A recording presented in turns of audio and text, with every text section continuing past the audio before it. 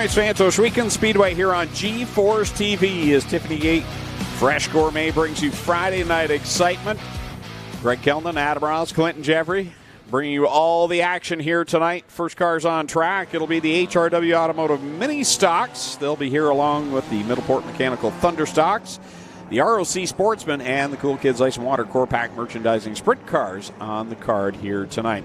Starting on the pole in heat race number 1 for the Minis, it'll be Jason Bolton out of Guelph in car number 1 alongside Sean Taylor from Burlington in the 76.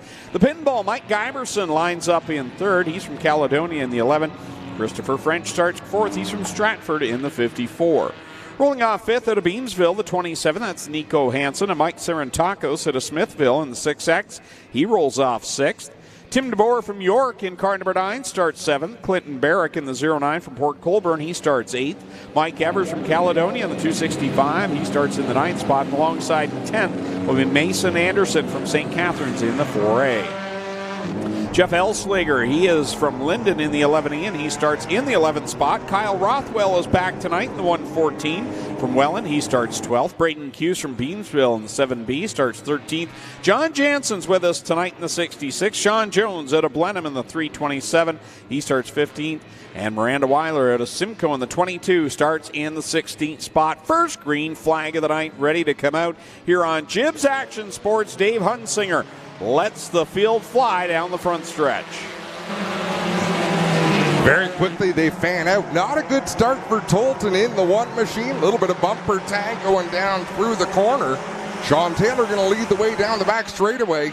3 wide for the 2nd spot. Tim DeBoer thinks better. Backs out of the hole.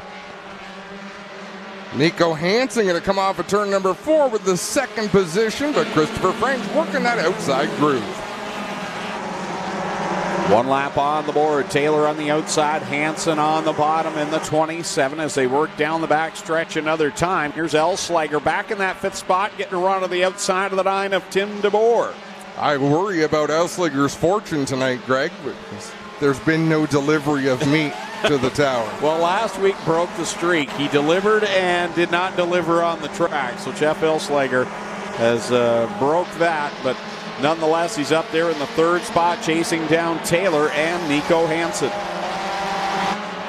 The field strung out over about a straightaway gap from first to last as Nico Hansen leads by a few car lengths over Sean Taylor. Jeff Elslager will look to the inside in 1 and 2. Hansen bobbled and Sean Taylor way up off the racetrack. Nice job gathering that car back in before he clobbered the backstretch wall. Yeah, that backstretch wall comes up in an awful hurry there in corner number 2. And he did a nice job to get it back on track and battling there with Tim DeBoer. As out in front, it's all Nico Hansen, but Jeff Elslager reeling him in. He's right there within a car length now. Contact for the 5th spot. For Sean Taylor and Christopher French getting into it. That allows Kyle Rothwell in the 114 to sneak up the inside. 3 wide behind that. Evers cuts up in front of Mason Anderson, and he'll come up in front of Mike Sarantakos. Clinton Barrick in the mix there as well in the 09 as we follow now behind Sean Taylor, chasing down the top 3. 2 leaders have definitely pulled away from that battle for 3rd. Tim DeBoer with the position. Sean Taylor really gets into the corner quickly, loses a little bit off the turn as we've got 2 laps to go. First qualifier of 2 tonight for the HRW Automotive Mini Stocks. Of course, last week we went back to the qualifying heats for Memorial Night, but we're right back at it with 2 semis for the stock car divisions, and it's Nico Hansen trying to pull off the win in the first one. The white flag is out. Elslager, though, is charging hard. Hansen's changed his line just a little bit. He's gotten loose a couple of times. I think that's what's allowing Elslager to stay close enough to mount a challenge one final time through 3 and 4. Mike Sarantakos off the track in 1 and 2. He'll gather it back up as we come to the checkered flag. Heat race number 1 will go to Nico Hansen over Elslager. Tim DeBoer. And then it's Kyle Rothwell and Sean Taylor, the top 5.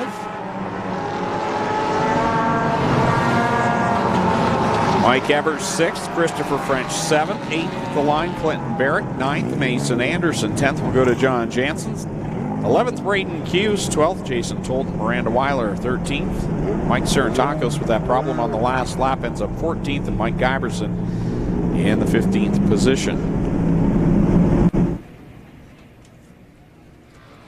Greg, what'd you do with our sheets? Those aren't the ones we're looking for. And obviously, I blame you.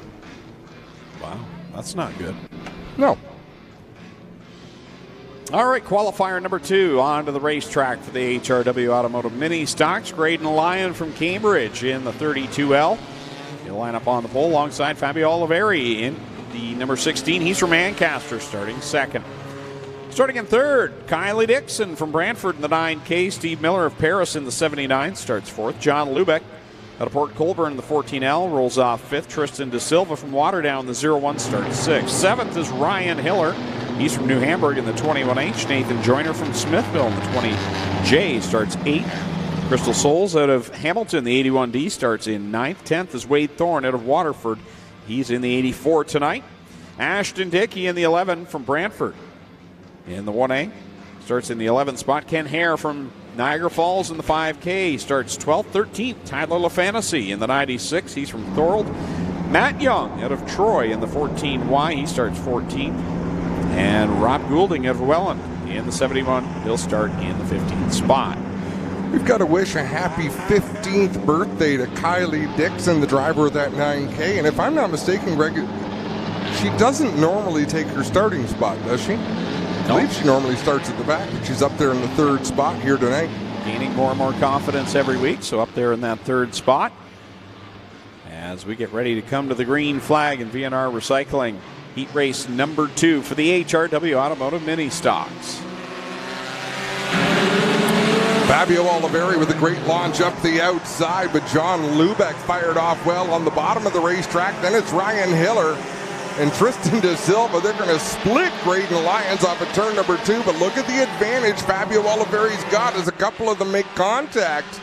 Lyons and Miller up off the track. They'll gather things back up. We stay green.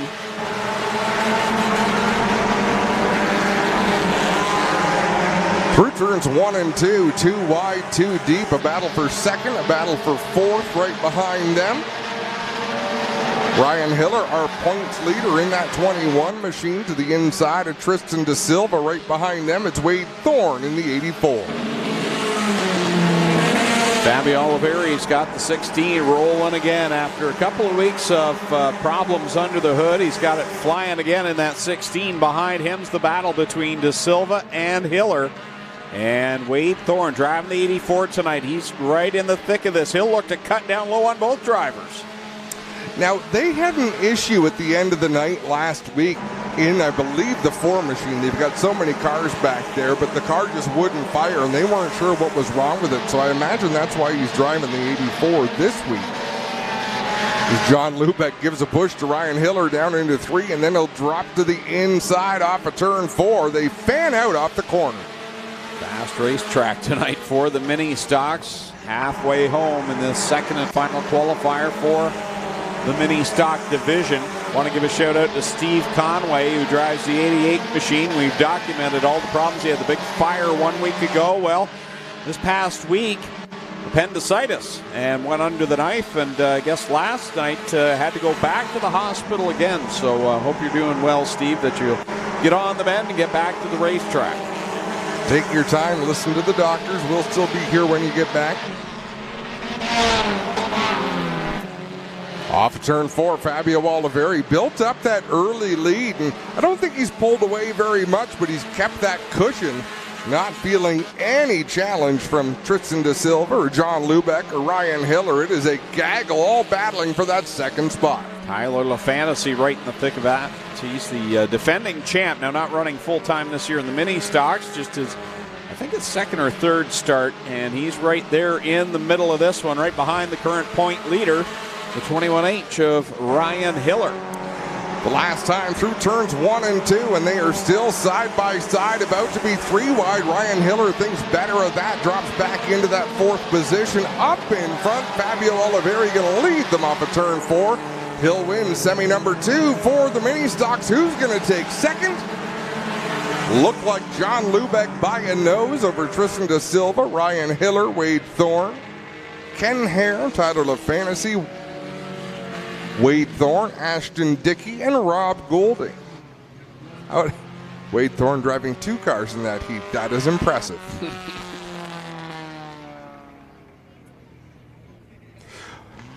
Well, if you've been a fan of Ohsweken Speedway since the beginning, you will remember the Dirt Sportsman. And here they come out to run their qualifying heats for the ROC Dirt Sportsman. Here's how they're going to line up. On the pole in the 91 from Picton, it's Craig Hanley. Alongside him out of St. Catharines, it's the Mongrel, Jay Mallory in the number 20. Starting third in the 108 from Port Robinson, it's Bill Bleach. Starting fourth in the 108X from Ohsweken, it's Glenn Stiers. Fifth from St. Catharines, the 72 is James Friesen. Sixth from Merlin, the 21 is Spencer Smolders.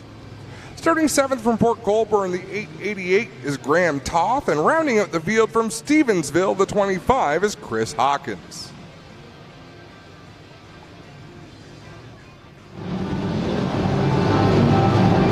So, Bill Bleach is driving the car that looks like a GSR car, but GS is driving a car that does not look like a GSR That car. looks like the paint scheme the Bleach is a little. Yeah. For those of you scoring at home. Green flag off of corner 4, and Jay Mallory and Glenn Stiers work to the outside of Craig Hanley, heading down into corner number 1. Jay Mallory with a lot of checkered flags here at Ohsweken Speedway. Behind the wheel of that number 20. He'll lead the way through 3 and 4. Stiers with a good start. He's battling with Craig Hanley for second. Tucked in line there at the stripe this time by. Out of corner number 2, Stiers trying to get a run on that number 91 machine, but can't do it. As James Michael Friesen now starting to close the gap on that battle for the second spot. Now Stiers gets to the outside of Hanley and has the second position.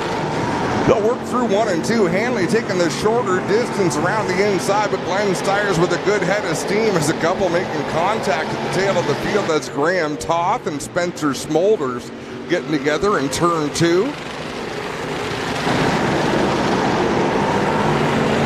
It's all Jay Mallory out in front right now as the best battle on track. Oh, until he hit the wall. Bill Bleach caught the corner 2 wall on the inside. He was battling with James Michael Friesen, and he's broken the left front on the 108. We'll see if he can cruise that one into the infield as Carter tries to direct him down in there.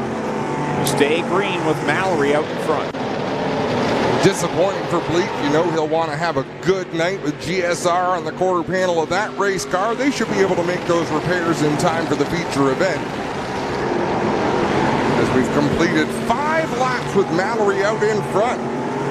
Is Glenn Stiers closing the gap? He was 2/100ths of a second slower that lap than Jay Mallory, so pretty similar lap times, Craig.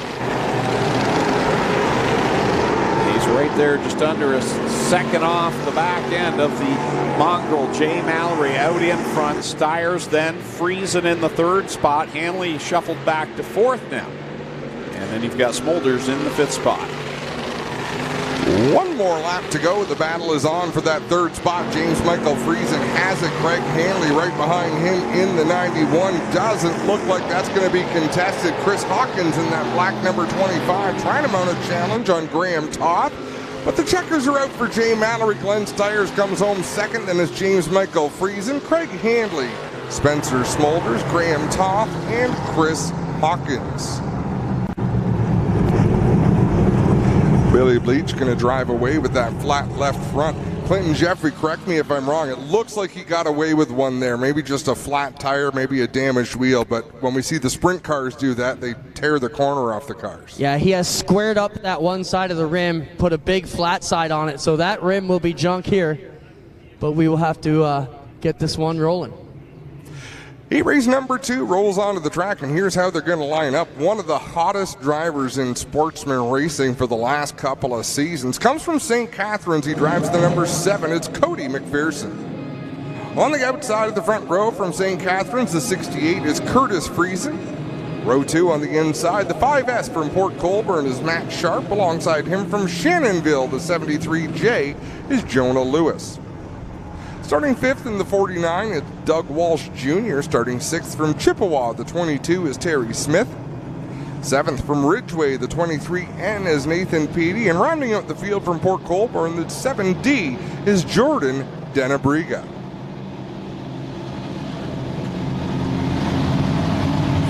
Field bunched up, 4 rows of 2, waiting for the green flag from Dave Hunsinger. And off they go. Cody McPherson down into corner number 1. Friesen riding the outside line. They don't come much smoother than Cody McPherson. He can get it done in this region. He can go south of the border and get it done as well. Just one of the best all time in the Sportsman division. Very, very good behind the wheel. Well-prepared equipment as Curtis Friesen hits that bump and slides up the racetrack. That opens the door for Matt Sharp in that 5. They'll race side by side into 3. It's always good to have Cody back, too, because he graduated out of the Thunderstock division here. And sometimes the drivers do that. They graduate into a division we don't run, but it's always good to have some of those familiar faces return as we see a good battle for that second spot. Sharp around the outside of Curtis Friesen. Friesen going to fire back on the inside, down into 3 and 4. Try to beat him off the corner, but Sharp with a good line. He'll take that spot. Out in front, it's all Cody McPherson pulling away from this side-by-side battle. Sharp still just a nose ahead. Friesen digs down deep in corner 3, but Sharp's going to get a good run around the top side off of 4, just barely with that second spot. Halfway home in this second of 3 qualifiers for the Race of Champion Sportsmen. Sharp was up on the high side, and these cars don't race here that often. He looked like a hero up there on the high side and then runs out of banking and realizes he's got to take evasive action or the concrete is going to greet him on the exit of turn 2. Great field of Sportsmen here tonight, 23 in total, and that's what you kind of hope for when you bring in a touring division to get over that 20 mark, and a good field, good solid contenders here as Cody McPherson has 2 laps left to go, and that battle for second is far from over. Yeah, that's a great fight. Matt Sharp really figuring out a nice line through 1 and 2. Comes off the second corner with a head of steam. He'll try to do the same thing in 3 and 4 as they race towards the white flag. Final time around for Cody McPherson. Here comes Sharp, still on that outside line. As they go down into corner number 1. Friesen's digging down there, but got a little tight going into the corner. Pushed up the hill. Sharp pulls away. The checkers come out. McPherson will get the win. Battle rages for the second spot. It's going to be Sharp taking second ahead of Curtis Friesen. 4th will go to Terry Smith. Nathan Peaty going to come home 5th. Then it'll be the 73 of Jonah Lewis holding off Jordan Denabriga, with Doug Walsh rounding out the field. Some good battles, and you can see there's an area at the entrance of turn 1 that they're going to continue to work around for a little while, Greg, as the night goes on. We'll see how that spot develops. Clinton Jeffries walking over there as though we might see a Case IH track report, but I wouldn't do it with all these cars bearing down. I could do one quickly. So it's beautiful here, and I'm going to show you guys some pictures later tonight for our viewers at home. They've done a great job tearing this up. You wouldn't believe how deep this hole was here on Tuesday. Up a bit higher, we have it starting to come apart a bit, but you see we've got 2 steamrollers here in the infield tonight, and you may see us pull them out and try and roll over that hole a bit and just take care of that little bit of problematic spot we've got, guys. I thought you and I were going to race them later. Yeah, let's do it. You get the one that shakes your teeth out, though. That's all good. You've got too much invested. Heat race number 3 on the pole, the 99P Junior out of Port Colborne. It's Mateo Penante. Alongside him from Fort Erie, the 185 is Brad Rouse. 3rd from Bloomfield, the 11 is Dan Ferguson. 4th from Ridgeway, the 3N is Noah Mamo. Starting 5th from Picton, the 8 is Geneva Sheffield. Starting 6th from Thorold, the 13M is Daniel McKay. Rounding out the field from Fenwick, the 74 is Taylor Vanderzanden. Green flag out for the 3rd and final qualifying heat for the ROC Sportsmen as they rumble down into corner number 1. And out in front, good battle. Brad Rouse, the wily veteran, and the youngster Mateo Penante. They were giving chase. Of course, last year when the Sportsmen were here, it was Greg Penante that wrote the car off, and I don't believe he's raced since. He hasn't raced this year, at least. That was a horrible crash. Horrible crash down in turn number 1. Van der Zanden in trouble. Also in trouble, the 8 of Geneva Sheffield. Geneva stays on track. Taylor goes off as it's Rouse, Panante, and Ferguson right now, the top 3. The 2 on the board. Pretty impressed with Matteo Panante keeping pace with Brad Rouse. Brad, one of the best racers we've ever had at the racetrack in Sportsman cars. Yeah, Mateo's really come a long ways here, learning his craft. He's got that Gaston Auto Sales, number 99P right there, challenging for the lead with one of the best, Brad Rouse. It's got to feel great for Matteo Panante as well to pull up alongside. I mean, that's not Rouse's regular mount. That's a car that he's partners with Adam Leslie on. But still, confidence is everything, and Rouse is pushing up there in turn number 2. That opens the door for Matteo Panante. He's almost fast enough to drive underneath. He can get there, he just hasn't been able to finish that move, but he's going to keep on trying. Down into 1 they go another time with 5 on the board, 3 to go, and the door opens just a little bit for Matteo to get a run off at 2. Can't get it. The rear end of the car slips just a little bit. Rouse keeps it pinned down low, swings out to the wall, and now into the thick of this is the Bloomfield Bullet, Dan Ferguson. Yeah, Panante, I'm not sure if he was trying to dime in the corner or if he just missed his entry there last time in 3, but that allowed Ferguson to close right in. A great 3-car battle in this heat. White flag is out for Brad Rouse over Matteo Panante and Dan Ferguson, multi-time champion at Brighton Speedway in a few of the divisions. There is Dan Ferguson, second-generation driver. He's right there. These top 2 as we come to the checkered flag. Final time off of turn 4. Brad Rouse gets it sideways, but he'll take the win. Matteo Panante second, Ferguson third. Finishing 4th will be Noah Mamo, with Daniel McKay rounding out the top 5. And then I'll do the Thunderstocks, Greg, so that leaves you the sprint cars. How's that? Sounds just tickety-boo. You're the sprint car guy.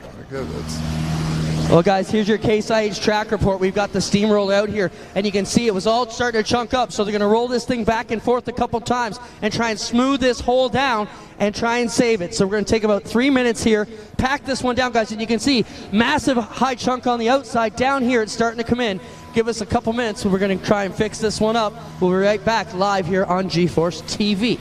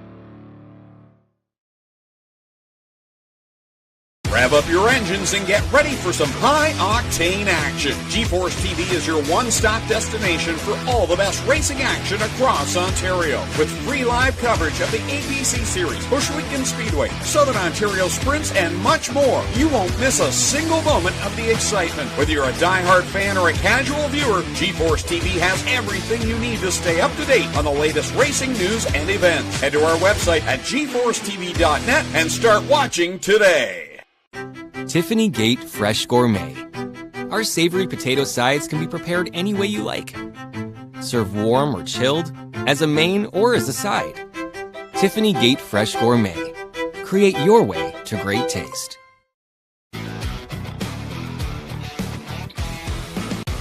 Ohsweken Speedway Racing on G-Force TV is brought to you by Tiffany Gate. Indulge in a world of fresh meals, sides, salads, and more.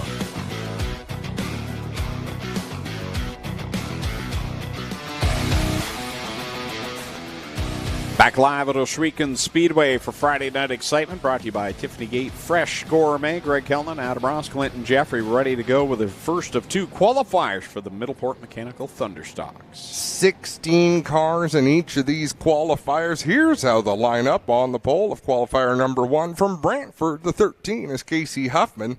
Second out of Tilbury, the 17W is Travis Whittle.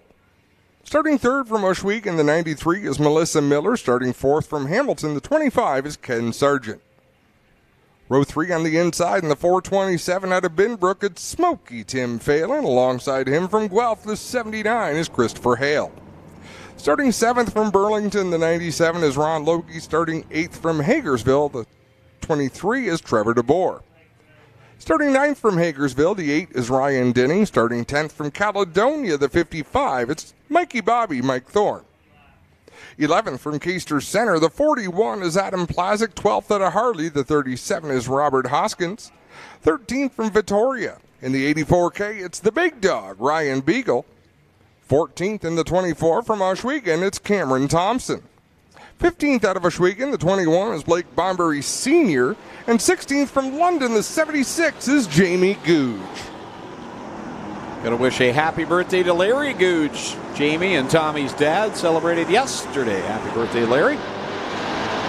Travis Whittle out in front, and the pack all stacked up behind him. There are just so many options for these drivers on where they can run. 5 or 6 lanes wide is this racetrack. Whittle going to be challenged by Kenny Sargent in the 25. That's the battle for the lead as Ron Logie and Trevor DeBoer get together further back, deeper in the top 10.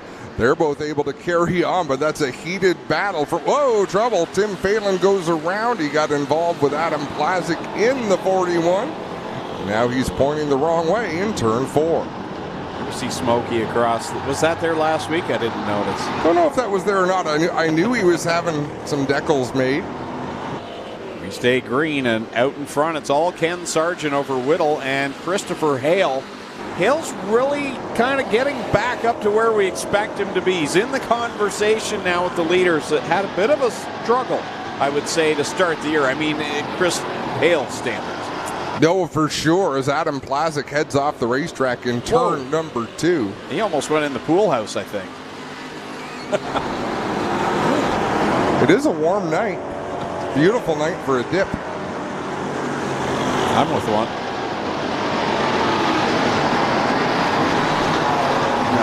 How many times have you looked?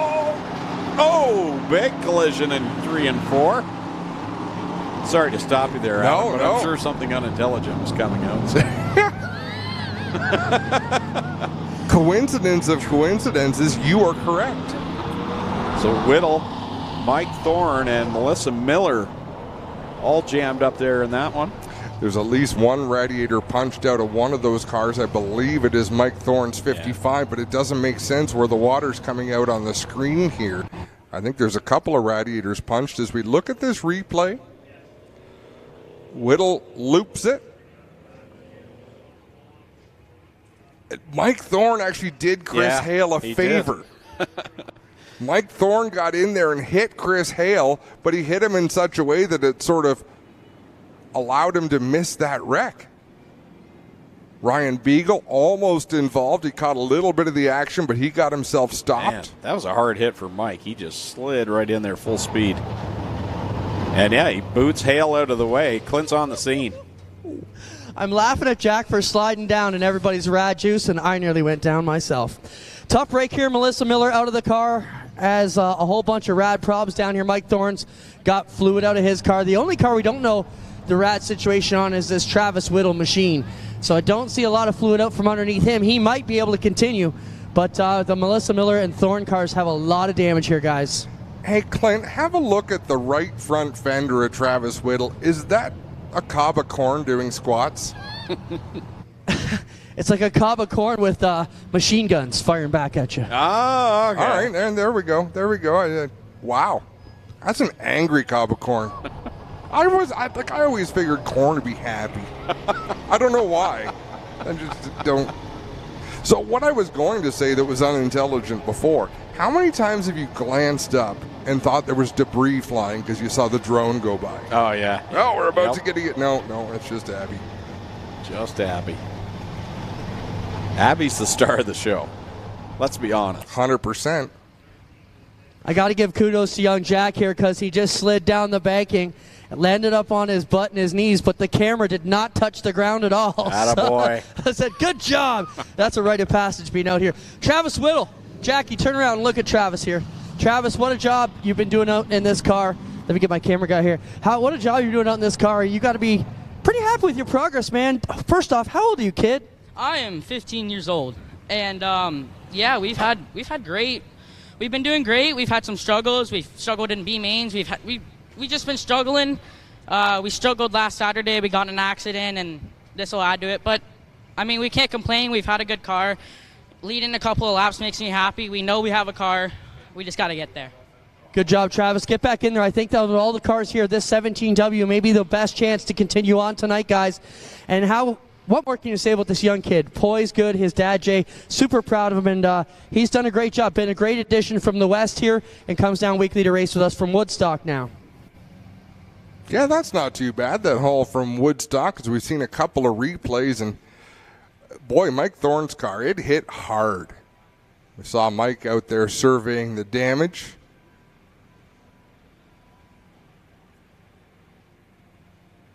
And Melissa Miller almost looked like she was going to get around that, and then she did not. So Clinton Jeffrey down there helping with the cleanup. Lots of mess. That's the nice thing about a dirt track. It doesn't take too long to get these things cleaned up, and the racing surface doesn't take too much of a beating from the fluid being on it. They can work it in there fairly quickly as Whittle getting the hook back to the pits on the front end. I got Mike Thorne here. Mike, you've been a great inspiration to me this summer. Sends me a positive note every Saturday, even when I don't deserve it. Mike, I don't know what positive stuff I'm going to have to say about your Burger Barn car here tonight. You got a good crew, though. You still got a shot. It's early in the night. Yeah, we'll see what we can do. It's part of racing, I guess. It is. Mike Thorne knows how it is to go off on the hook here. He's been racing many years, knows it can be tough. The rad is going to be the biggest problem they've got. We're going to take a quick break on G-Force TV. When we come back, it'll be more Thunderstock racing.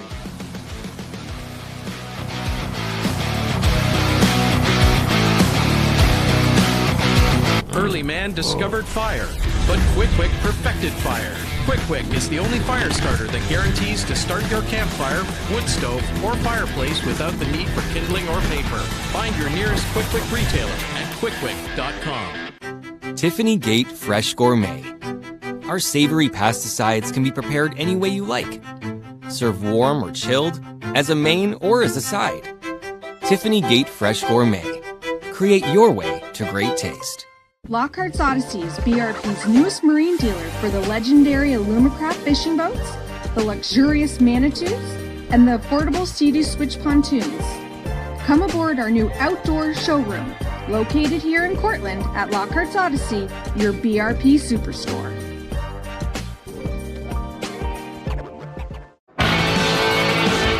Well, good evening, everybody. Welcome to our weekly race chat. Adam Ross and Clinton Jeffrey are live and interactive every Tuesday night. Rivals Race Chat is your home for race discussion, debate, news, interviews, and more. They'll even take your questions and comments live on the air and talk to some of the newsmakers each week. Tune in every Tuesday night at 8 p.m. on G-Force TV.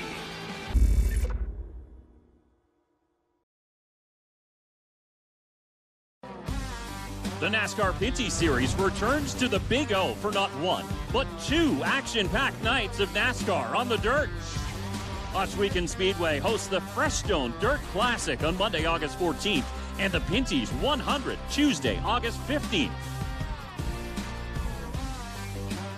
Last year, the action was wild. Don't miss out. Get your tickets today. Go to npsondirt.com for tickets and camping info.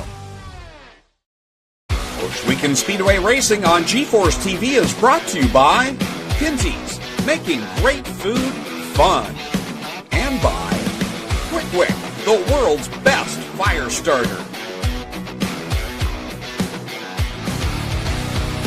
Back live at Ohsweken Speedway here on G-Force TV as Melissa Miller gets the long tow down the front stretch and some heavy damage to the right front of that machine. Travis Whittle, Mike Thorne, both off the racing surface as well. And we'll get back to it with 4 laps complete, 6 to go here in this first qualifier for the Middleport Mechanical Thunderstocks. And coming into tonight, it's Dave Bailey atop the pile in the point standings. You knew he was going to fight back into the points after having issues early this season that knocked him back a little ways, but I didn't expect it this quick, not with some of the talent that's out there, Greg. Before I forget, and while we have the opportunity, we got to say congratulations to Jeff Cooper and his new wife, Sarah. They got married last weekend, went on a quick honeymoon, but I think this is an extension of the honeymoon, Greg, and they've decided to spend it with us here at Ohsweken Speedway tonight, so thanks so much. Congratulations. Good luck. And just smile and nod for the rest of your life. Sometimes wake up in the morning and just say, I'm sorry. Don't even have to know what for. Our honeymoon's over. You and me. No, this is the highlight. This is the peak. Wow. I'd hate to see the valleys. Here we go. Back to the green flag with 6 laps left to go with Sargent and Logie now door to door. Ryan Beagle slowly picking his way through this one. Started 13th. He's right there racing for a top 5. Cam Thompson right behind him in that 24. What does he not drive? Cam Thompson will drive anything. He hasn't driven the pace truck. That's about it, probably. Can you confirm that? Yeah, that's true. He might have. Last time around for these Thunderstocks, Ron Logie going to lead him down the back straightaway, putting some daylight between himself and Ken Sargent in second. Logie, Sargent, DeBoer inches ahead of Hoskins for that 3rd spot. Hoskins comes around the outside, but the checkered flag is out. Logie gets the win. Uh-oh. Hoskins with a lot of smoke out the back of that 37.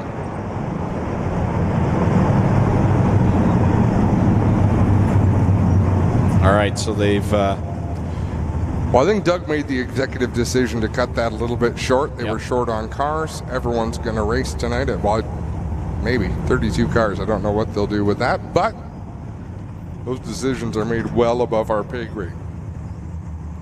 Qualifier number 2 is going to line up like this. On the pole in the 43 out of Hamilton is Kyle Andrus. Starting second from Canfield, the 03 is George Grossel. Third from Thorold, the 11 is Go Fast Teeple. Fourth in the 28 out of Caister Center, it's Jim Lampman. Fifth from Caister Center, the 28D is Donnie Lampman. Sixth from Hagersville, the 93K is Mike Klazinga. Seventh out of Canfield, the 32 is Mark Fawcett. Eighth in the 53 out of Jerseyville is Logan Schwedick. Starting 9th from Welland in the 96O, it's John Overholt. Starting 10th from Ohsweken, the 28J is Jordan Hill. 11th from Ancaster, the 19 is Kyle Wirt. 12th from Hagersville, the 49 is Dave Bailey. Ooh, this is exciting. Starting 13th from To Be Determined, Ontario. The 137 is Doug Jones. Starting 14th from Hamilton, the 5G is Trevor Monahan, getting some laps in leading into the NASCAR races next Monday and Tuesday.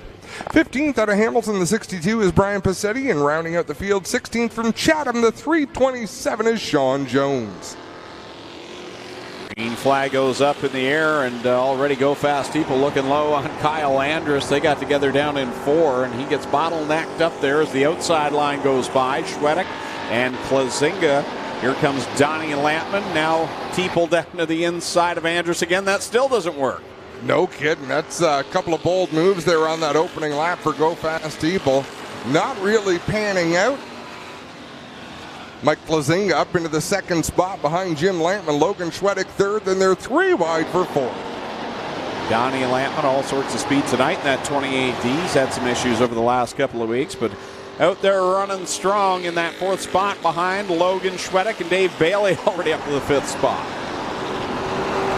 Bailey in that transaxle 49 always working his way forward as they'll go 3 wide off of turn 2. Trevor Monahan runs out of banking, so does Jordan Hill. They're able to keep on carrying on as Klazinga ran out of banking in 3 and 4, gets up off the end of the track. He'll lose a few spots. 3 laps on the board in this one. Still 7 to go here in the second and final qualifier for the Middleport Mechanical Thunderstocks.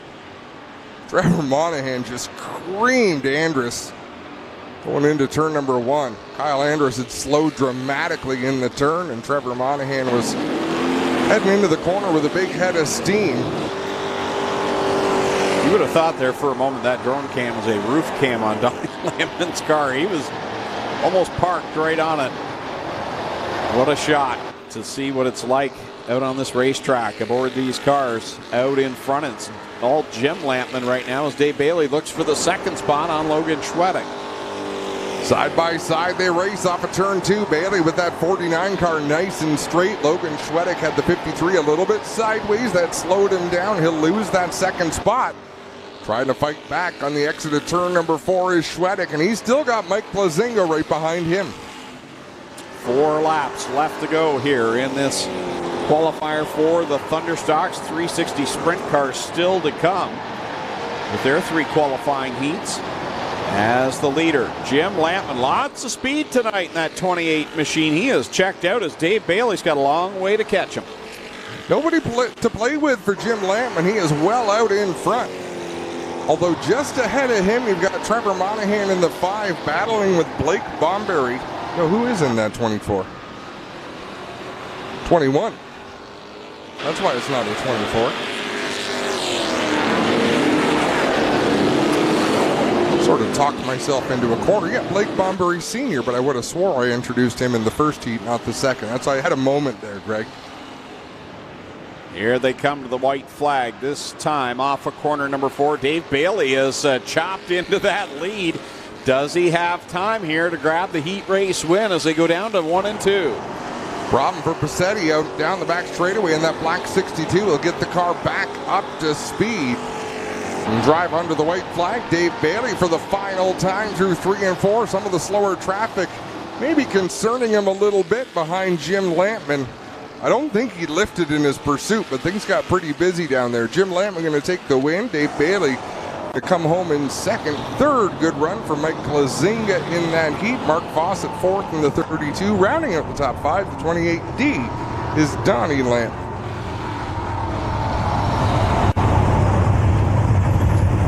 Gotta give a shout out to David in Burlington from Doug. Or is that last week's note? No, that's tonight. That's tonight? Doug came up to talk to us about David. He is I believe, closer to 90 than he is 80. He's been enjoying the races from here to Ohsweken, but a lot of history. More on 2 wheels from what I gathered than on 4 wheels. But always great to hear about people who tune in and watch on a Friday night. I got to say hi to Robin and Lorraine joining us again for the second time this year. Some of our former staff here that did a lot of work over the years here to help promote this speedway. So I hope they're having a fun time again here tonight. Making it more regular. That's a good thing. All right, here we go. First heat for the Cool Kids Ice and Water Core Pack Merchandising Sprint Cars. Starting on the pole for heat race number 1 out of St. Catharines, the 71. It's Mike Bowman to his outside. From Beamsville, the 88H, that's Josh Hansen. Rolling off third out of Wilsonville in the 94X, it's Scott Hall. Hey, yo. And starting fourth from Ohsweken, the 68, Aaron Turkey. Starting in the 5th spot from Niagara Falls, the 70's Bailey Hurd. 6th starting spot is Derek Jonathan. He's from Lewiston, New York in the 81 machine. Tyler Powless from Ohsweken, the 77T, lines up 7th. Eric Gledhill in car 7. He's from Thamesford. He lines up 8th. And starting in the 9th spot in the 19D from Hamilton, it's Alan Downey. 9 cars, 8 laps. First qualifying heat tonight for the Cool Kids Ice and Water Core Pack Merchandising Sprint Cars. You got to believe Aaron Turkey is pretty pumped up about the next few nights of racing. He's back in a 360 sprint car after being out of the seat for almost a month. And then he'll be back in the seat of a NASCAR Pinty Series ride for both nights, so that's exciting as well after having a big year last year in that event. He really did. The battle for the lead is on. Mike Bowman leads them off of turn 4, but Josh Hansen and Aaron Turkey right there in pursuit. Out in front, it's Mike Bowman and Josh Hansen back there in that 2nd spot. A new look for the 88H. He's dropped the yellow from that scheme and Now all black, white, and red looking sharp for Josh Hansen. And look at Eric Gledhill close in on that battle for the second spot. Bowman is out in front, but Eric Gledhill closing in on Aaron Turkey as Josh Hansen sort of between first and third out there. Mike Bowman comes across the line to complete lap number 3. There's not much more he could say about Mike Bowman. We shouldn't be surprised because he is such a veteran of dirt track racing, but I don't know as though I expected him to be this great out of the box in the 360s. He is definitely one to beat. No matter what he's driven, he's picked it up fairly quickly and been fast as Tyler Powless makes a move on Scott Hall. Hall tried to battle back, but there was nothing much he could do. The battle is on for second. Eric Gledhill closing in on Josh Hansen. Eric Gledhill's another one that's been very impressive this year in that 7 machine, the Oakwood Transport ride. Looking really racy. Here he is tracking down Josh Hansen. It'll be 2 laps left to go this time for Mike Bowman. Gledhill running the inside in the corners. It's costing him a little bit of speed off the turns. He's getting into the corner quicker, but Josh Hansen able to drive off the banking with a little bit more top-end speed. White flag out for Mike Bowman, and Josh Hansen trying to hold on to that second spot. Eric Gledhill running third, Turkey in the 4th position, and Bailey Hurd rounding out the top 5. Half a lap to go for Mike Bowman. Final time off of turn number 4. Mike Bowman going to win heat race number 1. Coming home in second, Josh Hansen in the 88. Eric Gledhill third, 4th to Aaron Turkey. Bailey Hurd steady. Eddie coming home 5th ahead of Tyler Powless. Scott Hall, Alan Downey, and Derek Jonathan. Another checkered flag for the Dynablast 71 of Mike Bowman, driver of St. Catharines. Gets the heat race win. Hey guys, you're not going to believe this. So I got talking to Mike Bowman in the tech shed tonight. He is so superstitious. We know a lot of these drivers are. And Mike says he's got a whole bunch of things. One, he says, you cannot give me a $50 bill on race day. If you owe me $300 and you bring me 650s, today I'm going to tell you pay me tomorrow in St. Catharines. I said, what? He said, can't touch a 50. Apparently it's something rolling down. He's the other thing, we need barbecued Fritos. They stop at every store till they find barbecued hot Fritos, and that's how they feel they have a good night. Mike could fill a half an hour for us, guys. I respect that. Honestly, why aren't you guys paying him with 50s at the pay window at the end of the night? Slip one into his run up behind him. Slip a 50 in his belt. At the end of the night, probably doesn't matter. You're right, because I said, wait a minute now. Do we got to check your payable? Because, oh no, if I win the race, luck's over. I take those 50s home. But prior to the checker, no 50s. Got to have barbecued Fritos. And there were a whole bunch of other things. He said green, maybe, but nah, not so much. But 50s, keep your $50 bills away from me. I'll take them. Yeah, bring them up to the tower. All right, second qualifying heat ready to go. Mitch Brown lines up on the pole. He's from Brantford in car number 10. To his outside from Scotland, the 47X, Dylan Westbrook. Lining up third from Caister Center, the 11 is Jamie Turner. And fourth from Brantford, the 49L, Lucas Smith. Starting at fifth out of Beachville, car 5, DJ Christie. And alongside him from St. Williams, the 21 is John Burbridge Jr. Seventh starting spot from Binbrook, car number 9, Liam Martin. And Ryan Turner lines up in 8th. He's from Dunville in the 15. And starting at 9th from Tillsburg, the 17X of Corey Turner. All 3 Turners in this qualifying heat.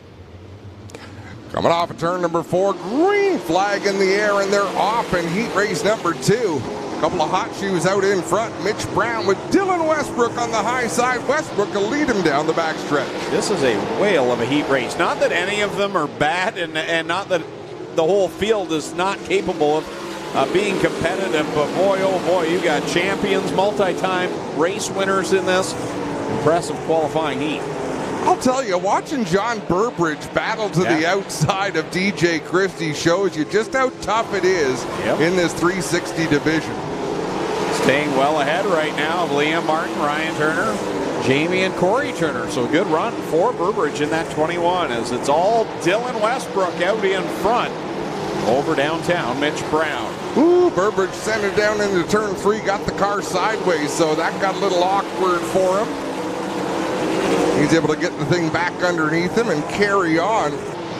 What a gaggle of traffic there. Liam Martin running in that 5th spot in the number 9. John Burbridge right behind in the 21. Then it's Ryan Turner and Corey Turner. Make that Corey Turner, then Ryan Turner. Busy 3 nights of racing for these 360 sprint cars running tonight and then again Monday and Tuesday in the Sit-in Bull Shootout. Action Sprint Tour on the card for both of those nights as well. As right now 5 on the board in this one. And Dylan Westbrook. Trouble for John Burbridge in that 21. Something has come up lame in that car. He's going to stay out on the racetrack, but he was very slow in 3 and 4. Heartbreaker there, running so well in the early goings of this qualifying heat. And it's all Dylan Westbrook out in front this time by. We'll see the white flag for D-Dubs. 1 more lap to go for Dylan Westbrook. A straightaway out ahead of Mitch Brown as Ryan Turner just about hits the wall in turn number 2. These cars running way up the outside of the racetrack, so they have widened out this racing surface something fierce as the checkered flies for Dylan Westbrook. He'll take the win over Mitch Brown in second in that number 10. The 5 of DJ Christie going to come home third. Then it's the 9, Liam Martin. 17, Corey Turner. 49, Ella Lucas Smith. The 15 of Ryan Turner. The 21 of Johnny Burbridge Jr. And the 11 of Jamie Turner.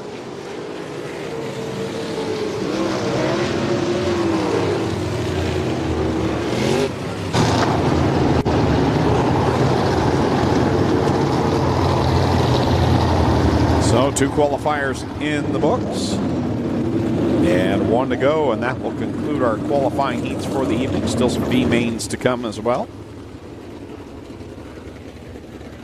Third heat will line up like this. Kevin Pauls from St. Catharines in the 46 starts on the pole. Darren Dryden got his first 360 sprint car win last Saturday night down at Brighton Speedway in the 12 Double D, and he will start in the 2nd spot here tonight. So congratulations, Darren, on that first win. Good to have the Red Rocket back tonight. Jim Hoopanen out of Fenwick in the 77J. He'll line up 3rd alongside of him. The guy that's been snake bit all year. Boy, he's had all sorts of mechanical problems at Mount Bridges. The 45, Tricky Nick Sheridan. Starting in 5th from Dorchester, car 1 is Holly Porter alongside. It's the Ohsweken Flyer, Glenn Stiers in car number 0. Starting 6th. Starting 7th out of Scotland, the 87X of Sean Evans. Matt Farnham lines up in 8th. He's from Tonawanda, New York in the 7NY. And Travis Cunningham draws 9th in car number 90. Still waiting for the back of the field to take shape here. They got to switch around a couple of spots. Glenn Stiers, I thought maybe he was just hanging back to get a big blast through the turn, but he might have a problem in that 0 machine. Yeah, rolls to the top here and looks like he's headed to the pit area. He does not have much Getty up under that 0 machine as he heads into the pit, so a tough start to the night for Glenn Stiers. 3rd and final qualifying heat comes to the green flag, and they are off down the front stretch. 3 wide, Hoopanen and Dryden on the outside of Pauls. Big start for Hoopanen in the 77, sort of surprised Kevin Pauls, I'm sure. Darren Dryden out in front with Nick Sheridan running 2nd. The rookies have all been good. We noted that in the earlier qualifying heats. Drivers like Bowman and Eric Gledhill. And here's another good one. Darren Dryden in the 12 Double D as we get the caution flag. I don't think Doug would have liked that start. But I could be wrong. Where's that push truck going? Is there debris in turn 1?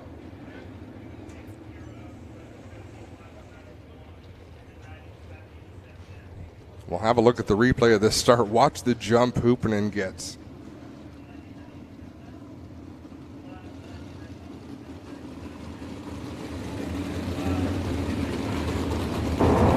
Looks like it might have been a debris caution.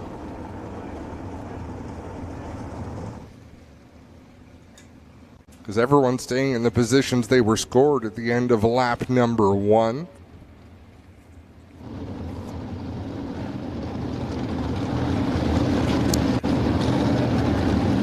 Oh, we get to choose, don't we?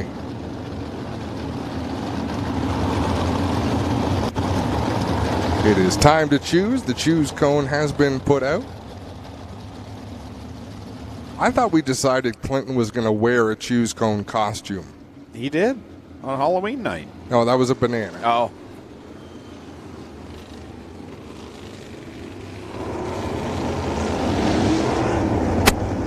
not good at decisions. That would just, like, what do I do? So Sean Evans went to the outside of the cone. He's got to line up behind Travis Cunningham in the 90.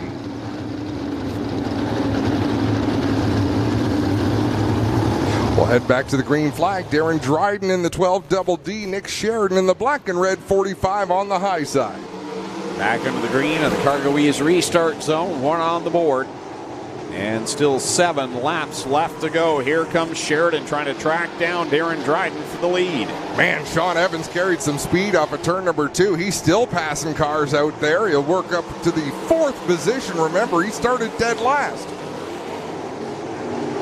Here he comes rolling that outside line. He's got Matt Farnham running the same line behind him, but not able to make up as much real estate as things got tight down there in 3 between Porter, Farnham, and Kevin Pauls. Oh, another close call at the line. They went into turn 3 wide. They came off of turn 4 3 wide, but in the opposite order. Yeah, that was crazy. Couple of corners there, and Sean Evans continues his march towards the front. He's up to the 3rd spot. He edges ahead of Jim Hoopinen. Halfway through this qualifying heat, Evans a little bit too high there in turn 2. He had to lift, scrub off some speed. Darren Dryden out in front, having his way with this qualifying heat. 3 cars battling for the 2nd spot. Now Evans will cross over Hoopinen in the 77. Good back and forth battle. Oh, the door gets shut there by Sean Evans. Jim Hoopinen had to get on the binders, and that woes things up, and now he'll set his sights, Sean Evans does, on Nick Sheridan with 2 laps left to go. Kind of a dirty slider. I think that's what they would call a dirty slider, where Evans gets right up in front of Jim Hoopinen and forces him to stand on the brake pedal. But he's got places to go. The white flag's out, and he's challenging for 2nd. What a run through the field for the driver of the Instapanels 87X. Meanwhile, out in front, as Sean Evans goes and grabs that 2nd spot. Now out in front, it's going to be Darren Dryden picking up the heat race win, and Sean Evans, what a drive up to the 2nd spot. Sheridan comes home 3rd, followed by Hoopinen, Matt Farnham, Holly Porter, Travis Cunningham, and Kevin Pauls. There was some entertainment value in that qualifying heat, I'll tell you. For Darren Dryden, he continues the hot streak here. Feature win Saturday night, and now follows it up with a heat race win. So that concludes all of our qualifying heats for this evening. Some B-mains to be run for the mini stocks and Thunders. Many stocks roll out onto the racetrack. They're going to get going right away, Greg. Braden Cuse lines up on the pole. He's from Beamsville in car 7B. Steve Miller alongside from Paris in the 79 starts 2nd. In the 3rd spot, Jason Tolton from Guelph in car number 1. Matt Young from Troy in the 14Y. He'll start 4th. Miranda Weiler from Simcoe in the 22 starts in 5th. 6th, Crystal Souls out of Hamilton, the 81D. 2nd place in points, Mike Sarantakis lines up in the 7th spot in this B. He's from Smithville in the 6X. Kylie Dixon from Brantford, the 9K, starts 8th. 9th, that'll be the pinball Mike Giberson from Caledonia in the 11, and Nathan Joyner from Smithville, the 20J, will start in 10th. So 10 cars slated to take the green, 8 cars transfer to the feature event. So Mike Sarantaco should be in good shape here. It's still nerve-wracking when you're in the points battle and you don't transfer through your heat race. Nobody wants to run this race. It looks like only 9 cars are going to make the call anyways, so need to finish in front of 1 car. As long as 1 car's behind you, you're good to go. It looks like someone over in the warm-up track there is getting a push. They're trying to push fire that 10th car. Is that Nathan Joyner? I believe so. Where are you looking? He just went behind the VIP suite. There was a push vehicle pushing a car back there. Sure he did. Was there mushrooms with your dinner? Man, the pink elephant. Pay attention.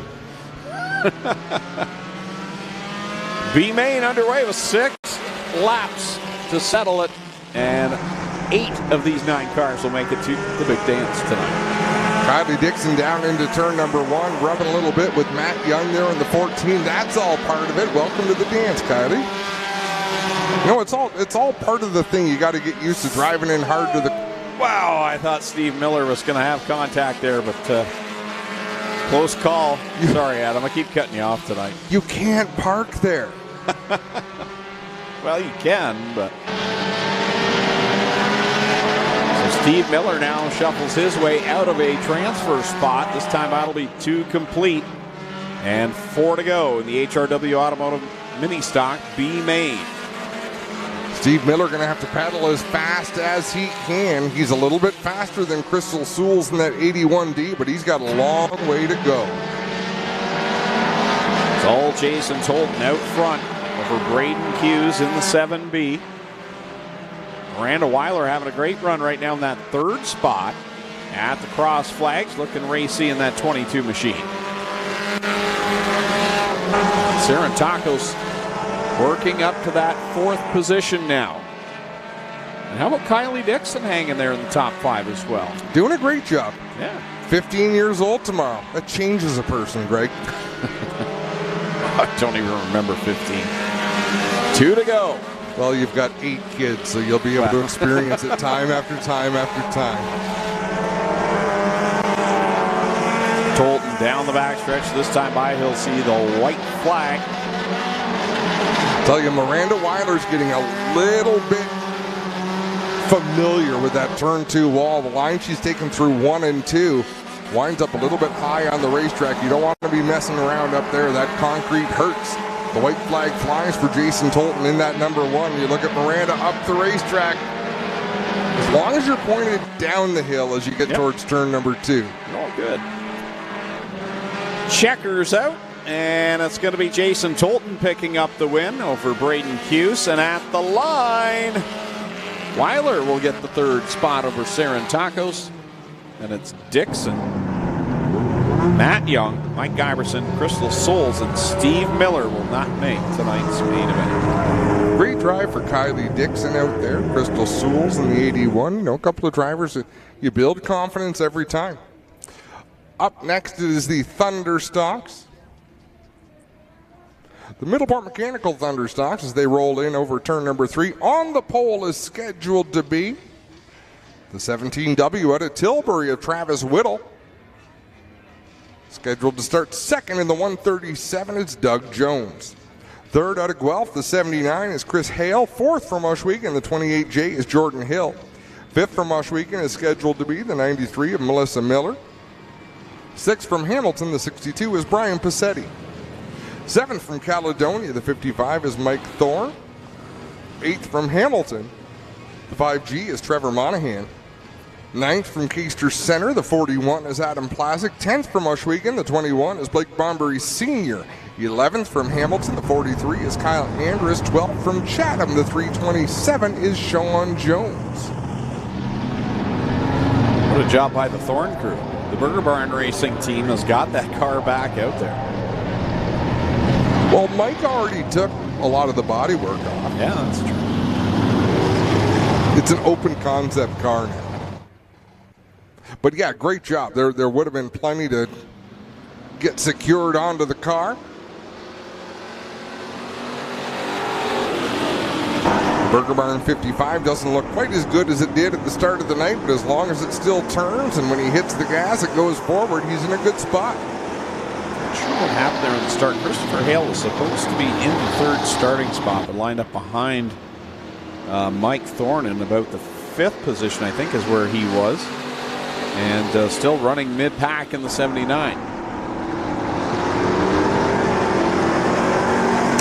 And we're hearing a black flag for the 55 of Mike Thorne. Not sure why. But Dave Hunsinger. Not sure what that was for, but would it be safety? No. Everything looks... No, I don't think it would be there. Guys, you're not allowed to race without a hood in the Thunderstocks. Fluids and gas and hot other things can come up in your face, so that is why Thorne is being sent off. Huh. 2 things you can't race with here. You must have you can only race with a flat left front, and you must have a hood. So it was safety, right?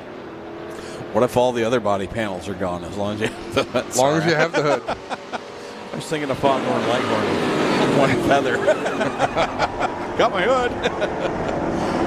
Well, that's a tough break because the car was running well for Mike Thorne, but yeah. You got a bumper in turn number 4 or a bumper cover, one or the other. That will draw a yellow flag. I feel like we should draw a circle around that and use the telestrator so it's right there for those of you that... For those of you scoring at home, that is a bumper. And you deleted it. Spencer just gets it up on the screen and you go and clear it. Patience, Grasshopper. It's your job, not mine.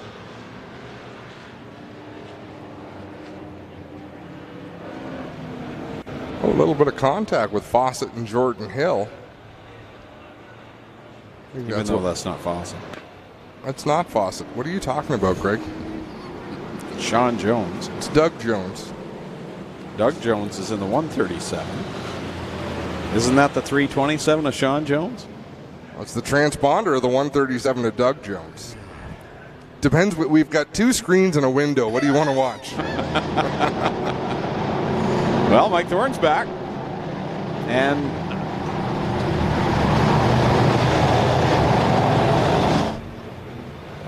but what if he has a hood on now? Green flag flies. Chris Hale down on the inside in the 79. Up on the high side, it's Pachetti in the 62. And he's lost all power there. Bottles things up. Trevor Monahan trying to find a way around. Yeah, that was no bueno for Trevor Monahan in that 5 machine as the white flag flies in this Conti down the front straightaway. Well, Christopher Hale out in front over Adam Plasic. And now Passetti's going to come to a stop up in corner 3, and that'll put us back under the caution flag. And we still have one more B-main to go. The 360 sprints will run a B here tonight as well. Do we know officially how many cars transfer? Clinton probably does. See, Clinton listens to an official's radio, so he sounds a lot smarter than we do, but he has access to different knowledge than we do. Everybody that's on the racetrack, including the 62, is qualified according to Doug. Guys, hope that answers your question. It does so.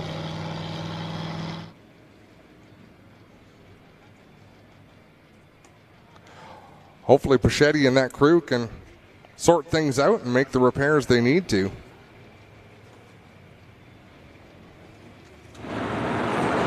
I have a feeling it'll be a quick turnaround between now and that feature event.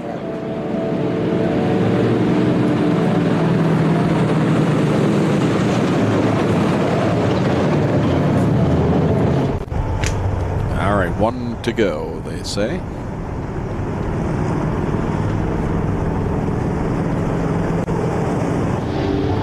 So it'll be a 1-lap run to the finish, probably a green-white checker. Trevor Monahan hanging back in that 5 machine, and now he's going to turn down into the infield, so not sure what's amiss. He is driving towards the bathroom, though. Back under the green flag. Chris Hale, Adam Plasic, Travis Whittle. Travis was caught up in that accident in the qualifier earlier on. Big run to the high side for Jones there through turns 3 and 4. The white flag will fly. Chris Hale going to lead Adam Plasic. Jones running 3rd. Whittle back to 4th, and his Bomberry Senior with Jordan Hill. Chris Hale's showing some battle scars on that 79 machine as well, but looking to pick up the win here in the last chance qualifier. He'll work it through corner number 4 with Adam Plasic in tow, and checkers out. Hale will get the win over Plasic. Then Jones, Whittle, Bomberry, and Thompson.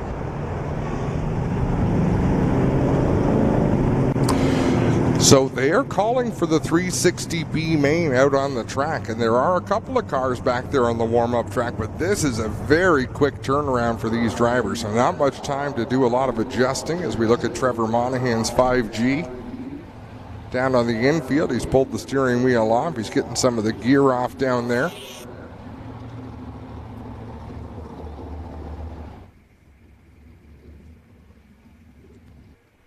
So 9 cars scheduled to come out for this B-main, top 6 to transfer. We'll see who makes the call here. The only one that failed to finish their qualifying heat was Glenn Stiers in the 0. He failed to start that race, so everyone else should have a running car. Glenn's has a new motor they're working on here. Terry Vince in the pits trying to get it fired up. They've been struggling with it since hot laps, so we'll see how that works out for the 0 of Glenn Stiers, guys. That'll be frustrating. A brand new power plant, they just can't get it to fire, Clint?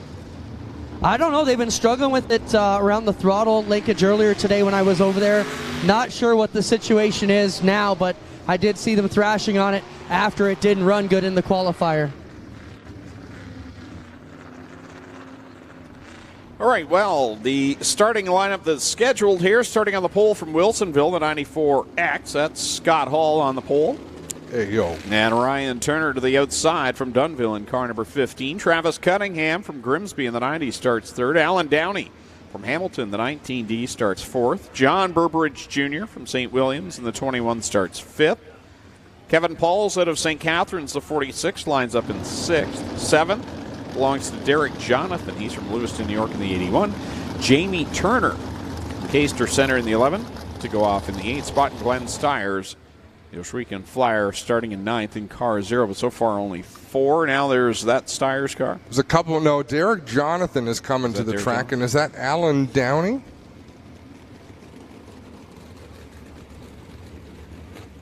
Well, I can tell you guys, Doug Leonard has been barking on the radio, telling these guys they were told it was a quick turnaround. We're not waiting for them. If they're not ready, we are going.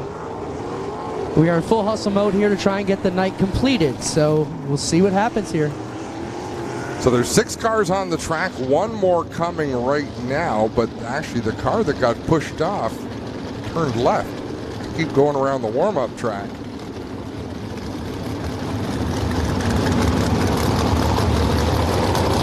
Here comes Kevin Pauls in the 46, but I swear there was one that kept going around the warm-up track instead of coming onto the racetrack.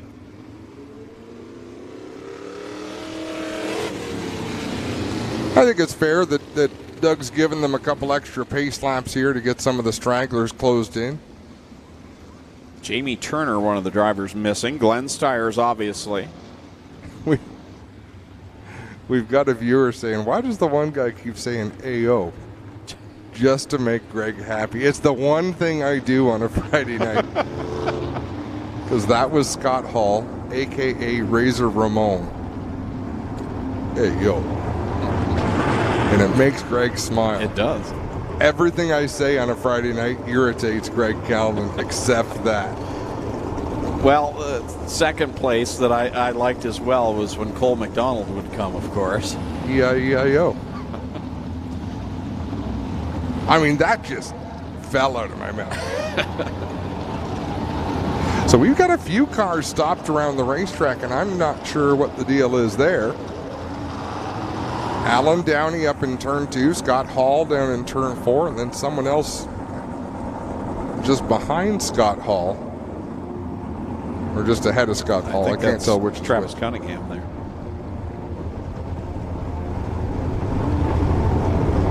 Three cars stopped on the track, so 6 push trucks just came out of the pits. Okay, there's Jamie Turner, who's made his way out. Downey is fired now. So it's Cunningham and Scott Hall.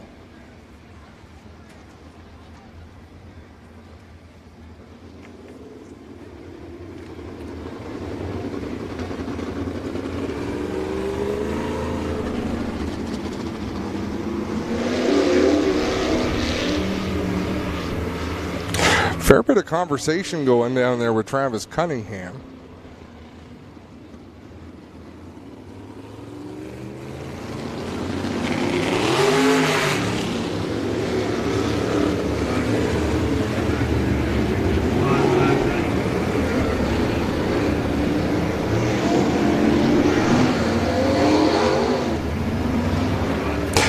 Cars out of the 9 that are scheduled to start. The only one we're missing is Glenn Stiers in the 0, and I don't know that they're going to get that 0 car out on the racetrack at all.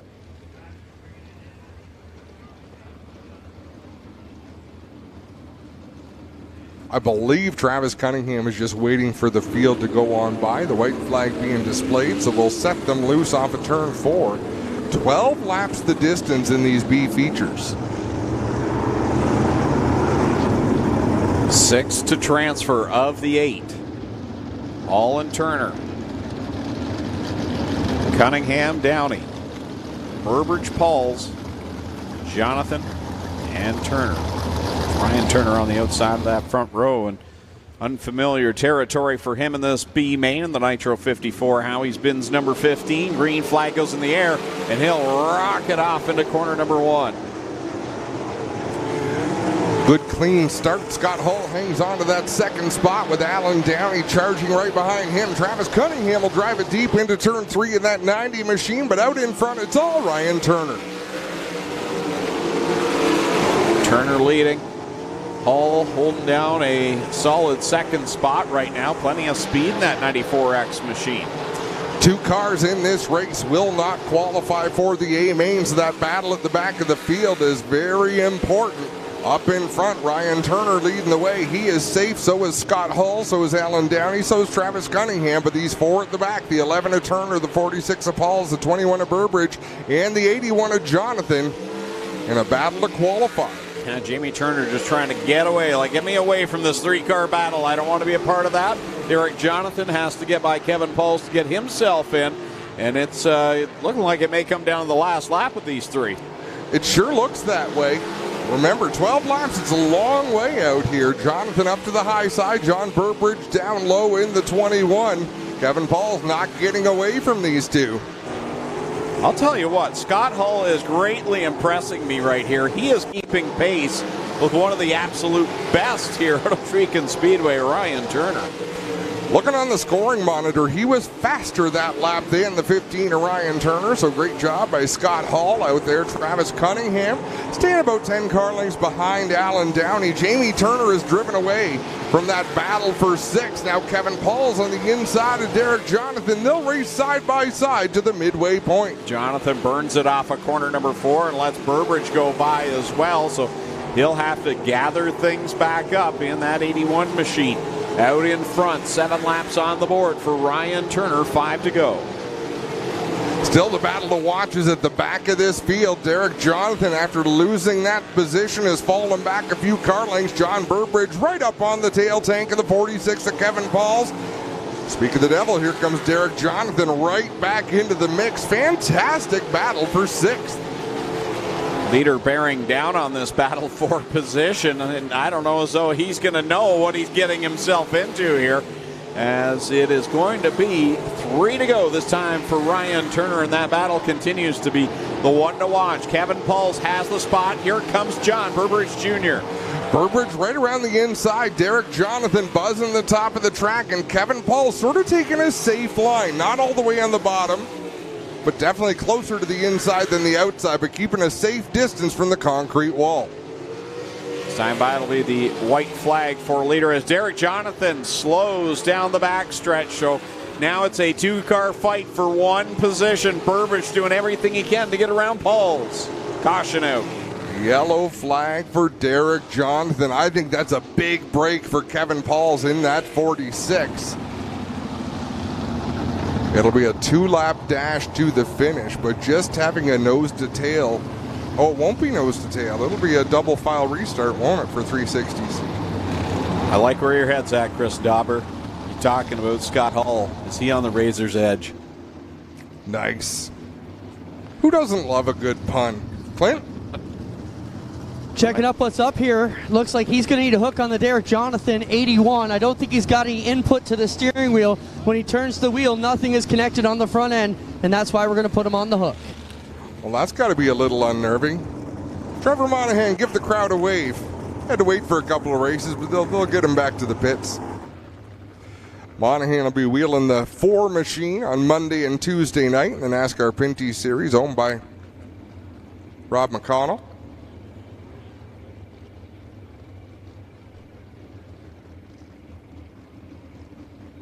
We circulate under yellow, waiting for the hook. He came to a leisurely stop there in turn 3. If my steering wheel doesn't work, I mean, I'm shooting emergency flares out of the cockpit of my car. Well, it appears to be connected, but not what Derek wants. Anyways, obviously he's not comfortable, so they're going to tow it back to the pits and get this one going. Actually, if I lost steering in a sprint car, that emergency flare is probably in my shorts. Oh, wow. Omaha. That's a Mighty Wipes. Yeah, that'd take a lot of Mighty Wipes. Well, I think this is going to play out good for Kevin Pauls and John Burbridge Jr. because the leader was bearing down on them, and I'm sure, you know, Ryan Turner, he doesn't know what the situation is behind him, so he's going to go full tilt in. But he also is the type of guy that doesn't want to get in there and mess things up for these two guys battling it out for the last transfer spot, and he wouldn't have known that. So this will reset things, and those two will have the room they need to compete. Well, and who knows, they might be able to mount a challenge on Jamie Turner in the 11 just because he pulled away early on in this B-main. Yeah. Doesn't mean he will still be able to. Here comes the choose. Inside, outside, outside, inside. Turner to the inside. Pauls to the outside. Burbridge to the inside. No big surprises there. But a double file restart changes everything. Kevin Pauls with the advantage of being alongside the driver running in 5th. Back to the Cargo Ease restart zone. 2 laps left to go. Here in this B-main, once again, Ryan Turner rockets off into corner number 1. Scott Hall there. That car has been wound up, and he's going to get a good run on the leader. Scott Hall working over Ryan Turner out in front. Kevin Pauls drew alongside the 11 of Jamie Turner. John Burbridge with a big run off the bottom of turn number 4. Nice job by John Burbridge. He'll take over the 6th spot. Can Kevin Pauls get him back? Out in front, Ryan Turner looking to hold off Scott Hall to pick up the B-main win. He will do so over Hall, and then it's going to be Cunningham, Downey, Turner, and Burbridge with that pass at the white flag will get himself into the A-main over Kevin Pauls. Johnny Burbridge Jr. drove it hard into turn 3, let the car drift up the banking, and then he turned left at the exit of turn 4, got down into the tacky clay on the very inside. That was a beautifully executed pass for the final transfer spot.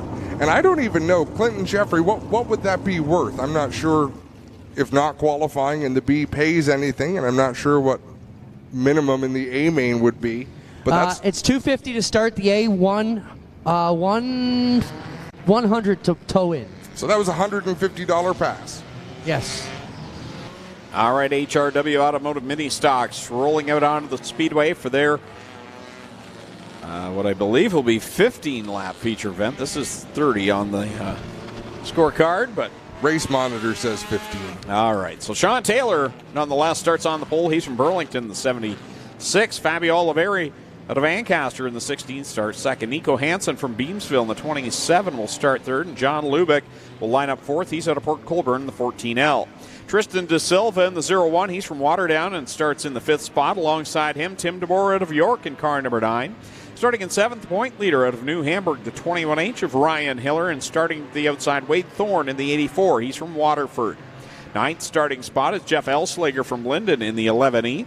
Outside of him, Kyle Rothwell from Welland in the 114 starts 10th.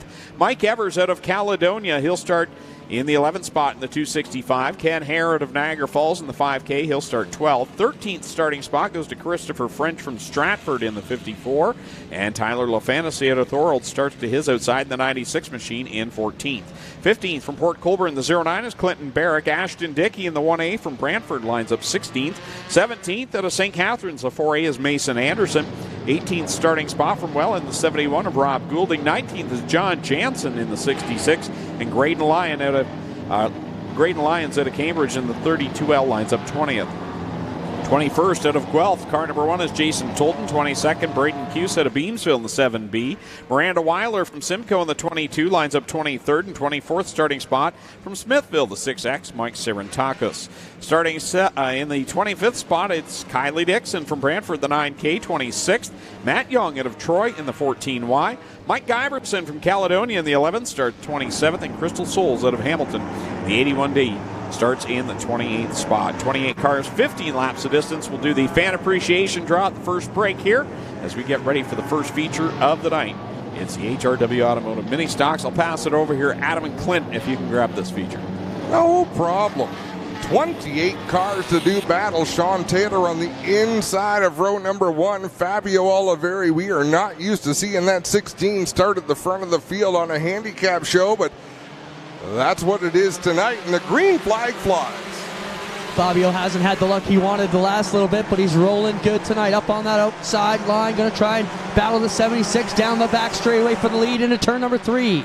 Man, there's a lot of top cars towards the front. Nico Hansen, Tristan De Silva in the 01, Tim DeBoer in the 9. Our points leader, the 21, Ryan Hiller. There's going to be a fun one to watch as they're all scattering at the back of the field, but we avoid caution and stay green. Keep an eye on that one. 14 of Kyle Rothwell working the bottom now. He's had some terrible luck here, but fast everywhere he goes, and he knows a lot of these other cars as he races against them. Watch what he can do, but so far it is all Fab. 16, Olivieri up front, pulling away. Sean Taylor, a very successful mini stock racer on the pavement, coming to try his hand at the dirt racing. Hasn't gone his way just yet, but it's only a matter of time as Tristan De Silva knocks on the back door. He lifts to allow Taylor to gather it in, and look at them, 3 wide right behind the 01, battling for 4th. Elsinger down on the bottom, Nico Hansen in the middle. DeBoer up on the top with Rothwell now pushing that Elsinger. 11 off to turn number 1. De Silva looking for a good run tonight on JIBS night, Adam. They have a huge crowd, probably 50 people here from JIBS tonight, cheering on that 01 of Tristan De Silva. Awesome to see as they continue to battle. Out in front, Fabio Oliveri has just a little bit of breathing room in that 16. Not much, but a few car lengths. If Sean Taylor could see out the back of his race car, I don't think he would like what's going on back there. Whoa, a little bit of contact between Rothwell and Nico Hansen in the 27. Hansen slows. He's going to make the hard right turn to the pits. Mike Serentakis goes around in turn 1. Oh, my goodness. Wow, that was tight down there. I can't tell the number from here, Adam. Can you tell who that was? 71? Yeah, I can't. Who is that up there? Let me have a quick look at the grid. There's some new looks out there tonight, Clinton, and it's throwing me for a big loop because I don't see on the starting grid. Yes, I do. That's Rob Golding. Right on, Mike Serentakis facing the wrong way in turn number 2. He gets his car rolling along. I think there's a left front problem here on the Goulding car. We'll get over and take a look at that one. Clinton Jeffrey on his way over. Hey, Clinton, have you ever you've been to Eldora Speedway, haven't you? Yeah, a bunch of times. I have only been once, and I went with my parents when I was much younger, and we went with the Davies family. They love their sprint car racing. Well, they are creating a monster because Bill Davies has been out at the racetrack a couple of times with his daughter Terry and his grandson, Ben McGill. So they're turning him into a racing fan. I think once you start, it just keeps going and keeps going. But great to see them out at the racetrack. They gave me my first experience at seeing Eldora Speedway. Well, Rob Goulding over here jumping out of the number 71 with the left front axle, everything tore up, and it is not how you wanted. Rob, welcome back to Ohsweken. Not a great night, though. What happened out there? I just got a little too low and caught a block that was sticking out, and see you later. All right, there's Rob Goulding, veteran here of these cars. You know, he was the first guy to bring out a Volkswagen all those years ago. And good to see Rob out here smiling. And, you know, week after week we see that block jump out and grab somebody, Adam. Is it? Now, Clint, from up here, we can see a little bit that it's not a smooth line around the inside, but it certainly doesn't look like something that's attacking race cars as Kylie Dixon narrowly missed Rob Goulding. No, we're talking about like an inch, 2, maybe 3 inches at the most. They're cutting it that close that it's catching them, and we see it week after week. You know, I saw a Formula One driver, and he was that precise that he was able to show what block was out at 300 kilometers an hour. It was amazing. I don't think these guys are quite that precise. Our blocks are pretty tight. I don't think you really got to be on them already to have one jump out and tear you apart. So the reason this happens is because as the track slicks over throughout the night, the very bottom, the bottom foot to 2 feet, it stays moist and tacky, so you can get a lot of grip and a lot of speed. But the trade-off is you have to get as close to that inside wall as you can, and sometimes you get too close and it bites you. But that's what drivers do to pick up a little bit of speed. Well, the other thing we've got going on tonight is that bit of a gap problem down in the middle of one, so you either have to split it and go to the bottom or go to the top. Drivers that go to the bottom find a lot of bite, and when they're putting that bit of left steering in and it bites, it pushes you really to the left more than you're used to, and it can easily jump up and tear you apart. 100%. So out in front, Fabio Oliveri leads Sean Taylor. 4 laps are complete as they head to the Cargo Ease restart zone. We'll fire off once again. We're back underway with 11 laps to go. Cars fly back off to turn number 1. Fabio Oliveri again with the lead. Sean Taylor second. 3 wide behind them with Hiller, DeBoer, and in the middle is Tristan Da Silva, Kyle Rothwell, and Elsinger running up the back doors. Down into turn number 3 they go. Oliveri leading the way. Sean Taylor right in his tire tracks behind them.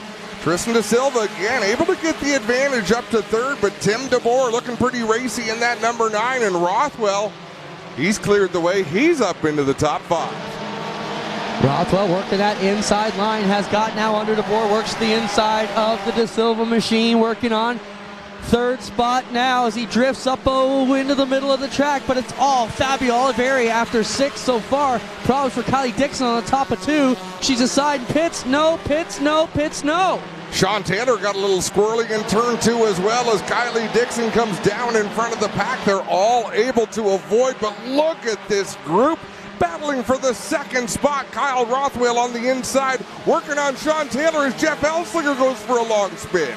Elsinger gets twisted around on the infield down by Victory Lane. Grab a gear there, bud. You're going to go down a lap if you don't. Elsinger is spotted, and now he does grab that gear, pulls up to the tail end of the field. Now it's Fabio, Rothwell, Taylor, and Da Silva. Ryan Hiller, our points leader, up off the end of the track in turn number 3 as we reach the halfway point of this race. Hiller has some damage on the right front corner. Maybe it was just dust coming off the right front, but that's going to be a huge hit to Hiller in the points. Just getting rid of the 5K. We just got a call to get him out of there because he was going to lose the rear tire. Has lost it, and we're able to keep rolling here. Tire is underneath the score clock. Doug Leonard says, let's keep going. Side by side, they battle for the lead. Rothwell peels to the inside of the 16 of Oliveri. Oliveri able to carry that speed off the corner. Now he'll drop to the inside in 3 and 4. Rothwell to the inside of the 16 of Fabio Oliveri. To the bottom they go. 16 up on the top, 114 on the bottom. Rolling back to the backstretch. Rothwell loses the handle, pulls into the infield, and it's over. Wow, Kyle Rothwell, who had driven up to battle for the lead.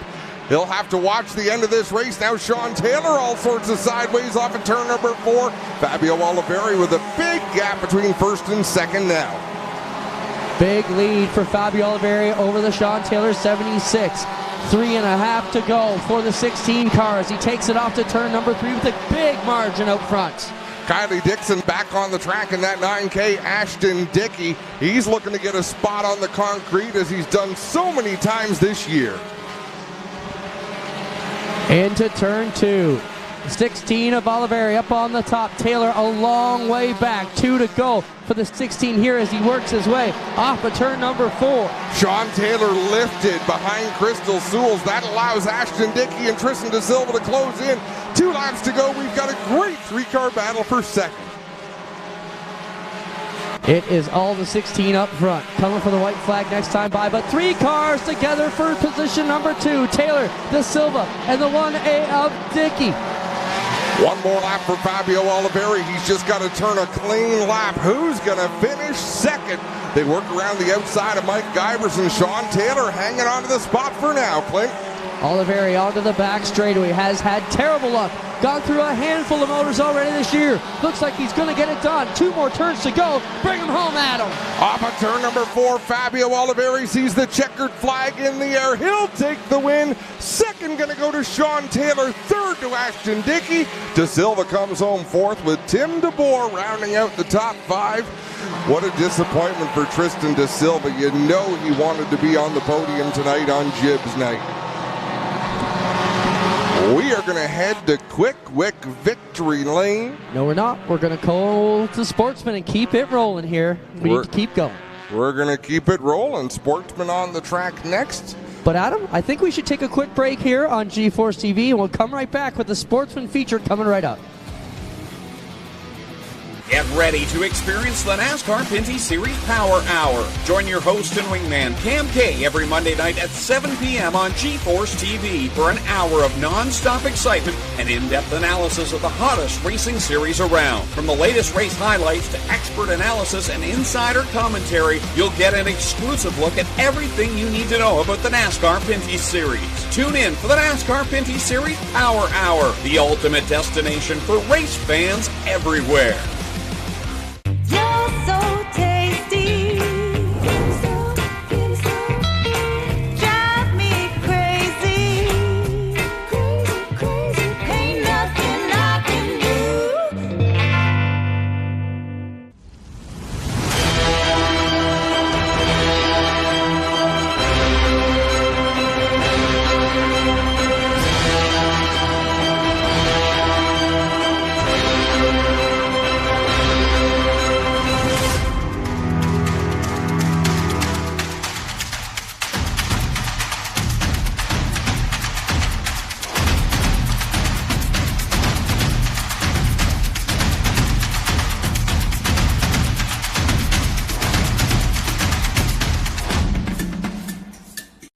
Tiffany Gate Fresh Gourmet.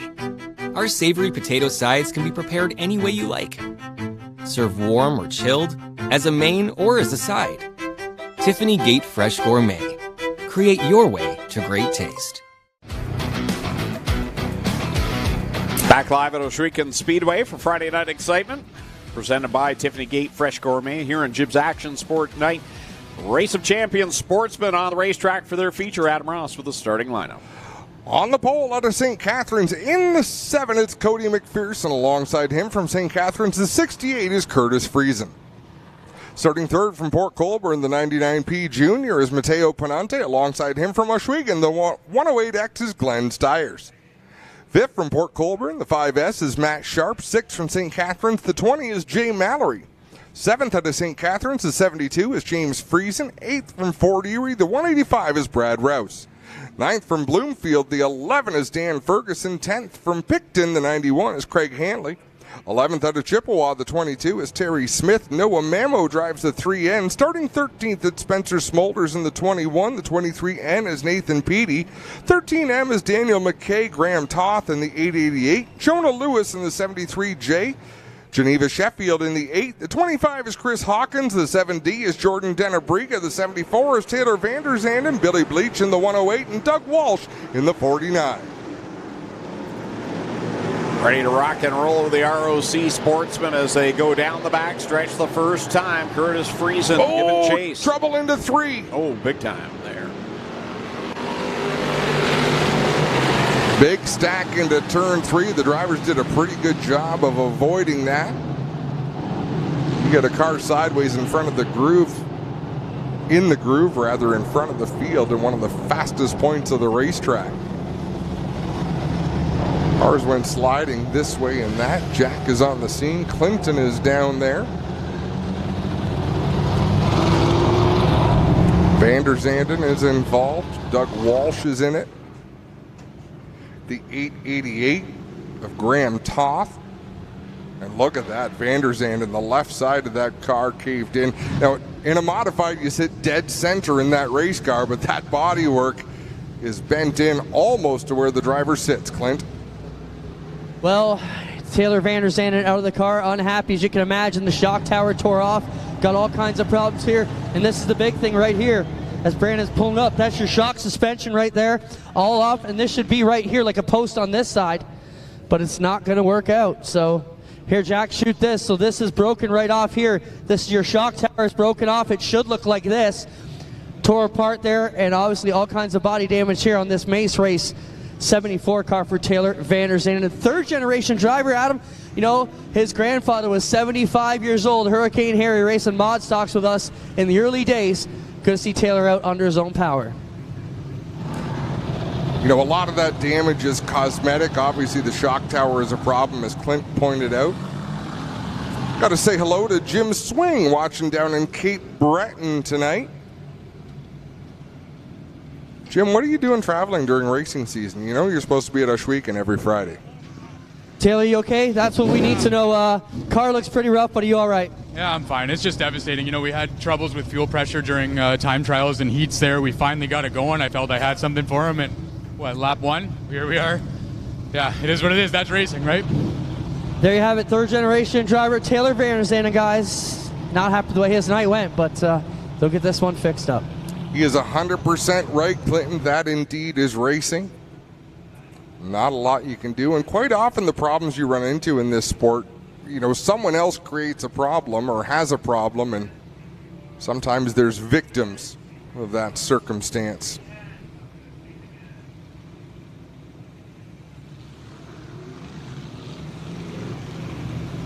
Tomorrow night, flat track bikes are here at the Big O along with vintage cars.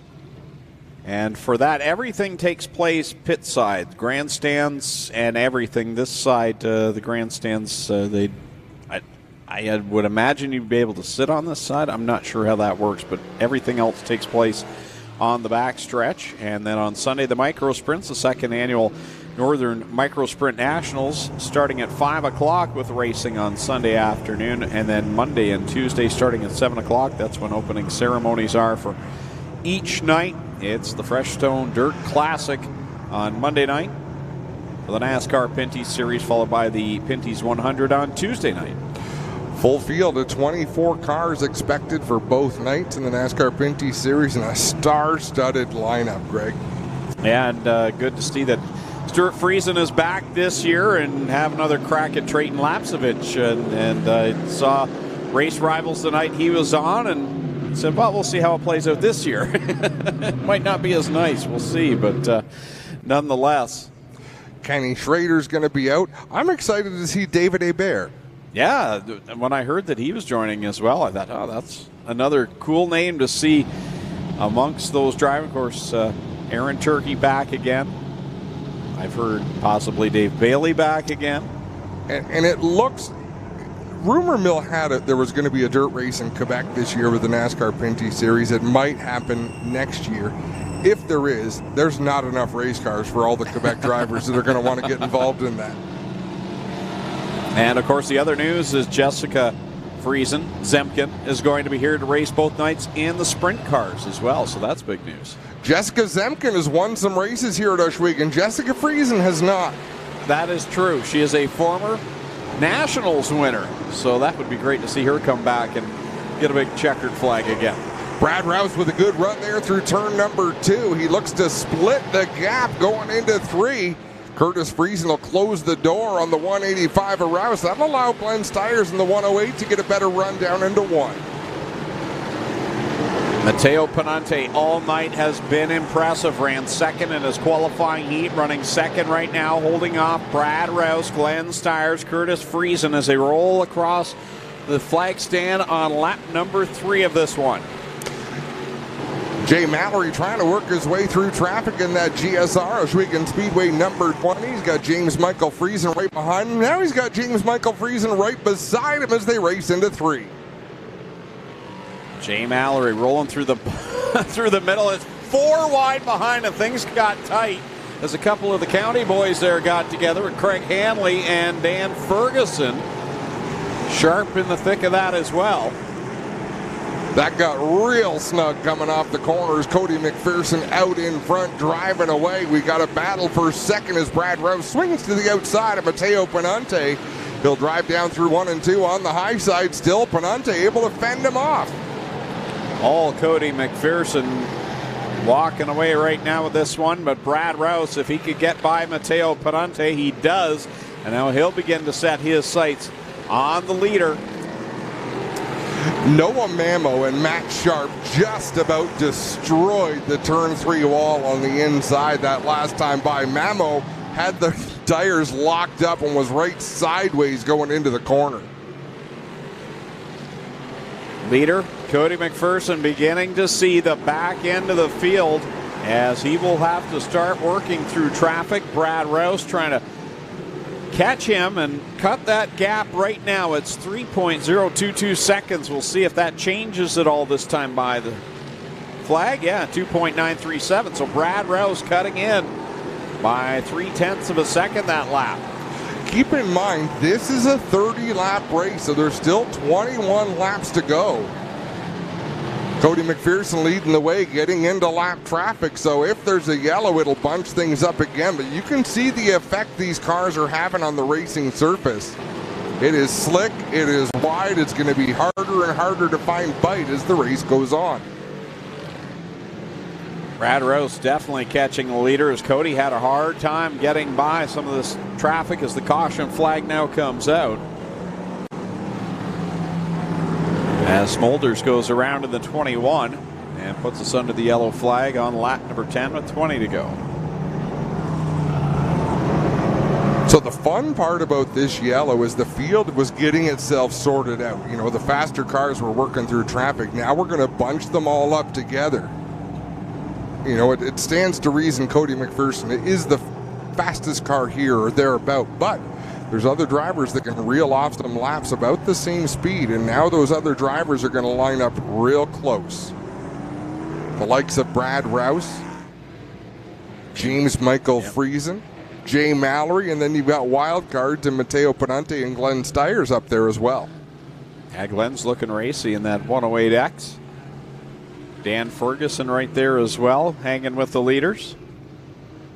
And then Billy Bleach has come a long way in that 108. He started 22nd. And he's just about into the top 10.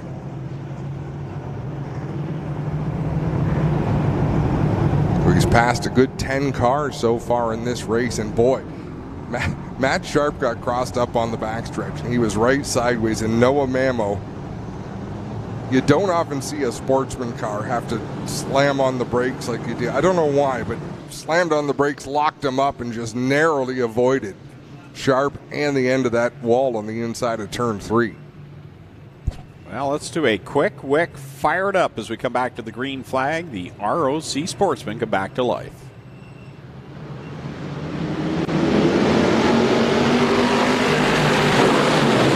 Trouble in turn 4. This one is not going to last, so we will have to fire it up next time. 73 of Jonah Lewis from Shannonville. Nice to see a couple of cars come down from the eastern part of the province. Craig Handley. Yeah, Dan and the Ferguson, 91 Geneva Sheffield. Yep. Yeah. Yep. Yeah, a lot of Easterners making their way down.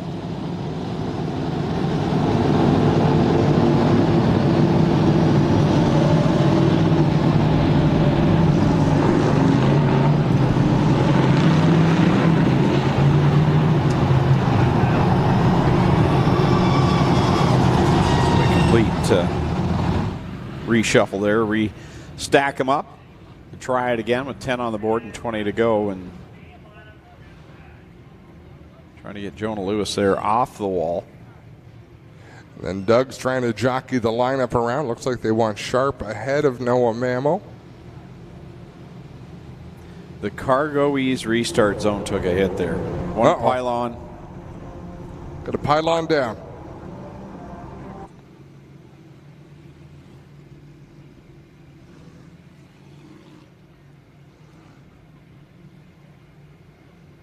After all that, they just needed a push. Sometimes, Greg, all we need is a little push. Still need to push over here on the blocks, guys. We got one tooth out, but Big Red's going to knock it in for us, and we should be good to go. It's already back in place. Just got to jam it in a little bit there. Right off the ledge, Greg. One push. I was thinking the same thing. Like Wile E. Coyote. I mean, how did he get the anvil to all those places? A coyote can't carry an anvil. Acme does everything. Fair enough. Delivery.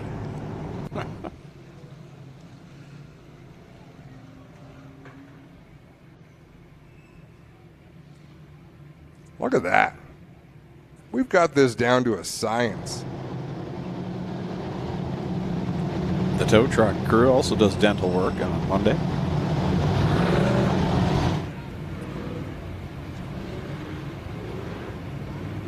How does the pinball walk all the way around to the grandstands from the pits? Look, his legs aren't that long. They just got off the track.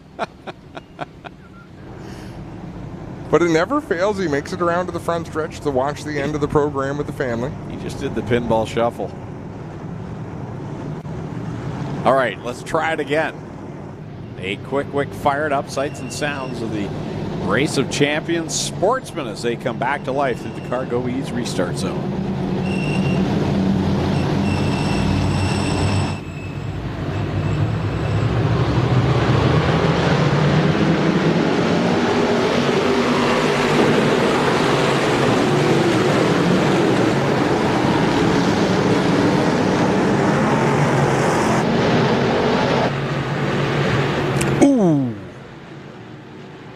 Glenn Stiers made contact with his good buddy Jay Mallory, and Curtis Friesen almost missed. Almost, but not quite. Then he cleaned off the left front. Yeah, it looks like there's going to be some significant damage on the left front for Friesen. Glenn Stiers took a fairly solid hit there in the left rear, but it looks like it might be mostly body damage. Let's have a look at the replay. Stiers went down. This is happening just behind the screen.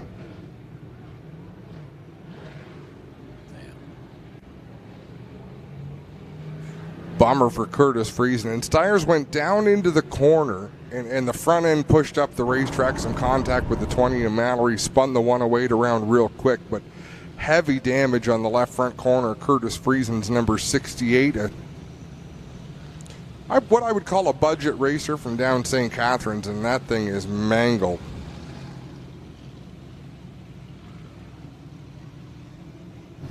Yeah, gonna need a lot of work to get this one ready for tomorrow for Curtis and the crew. We got a block out down here, but should be able to get that one back in place fairly quickly here. We'll wait and see what happens here with the 68. Getting it off the wall, guys. You know, the one nice thing about these dirt modifieds, everything bolts onto these cars, but the frame still has to be straight. It looks like that impact sheared the axle right off. Yeah. Because you can still see the spindle, the hub, and then there's a length of axle hanging off, so it sheared off about a foot in. So let's take this opportunity to say happy 4th birthday, Carson. Curtis Friesen having a tough night. It's the least we can do is read the sign on the side of his car. 10 laps into this 30-lap feature event.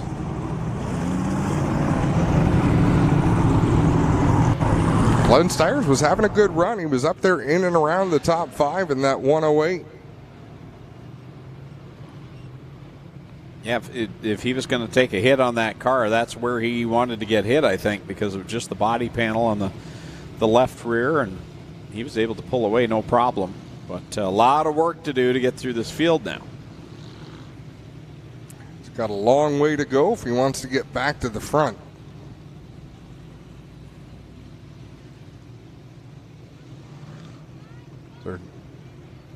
Take a quick break here on G-Force TV and be right back with 20 to go for the RC Sports.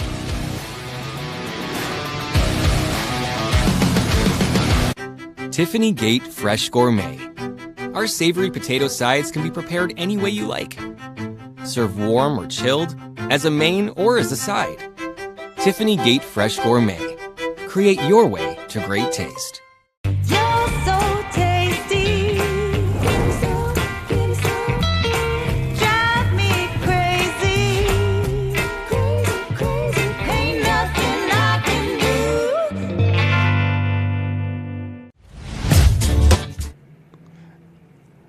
And we'll come back one more time. 3rd time's the charm. Do a quick fire it up.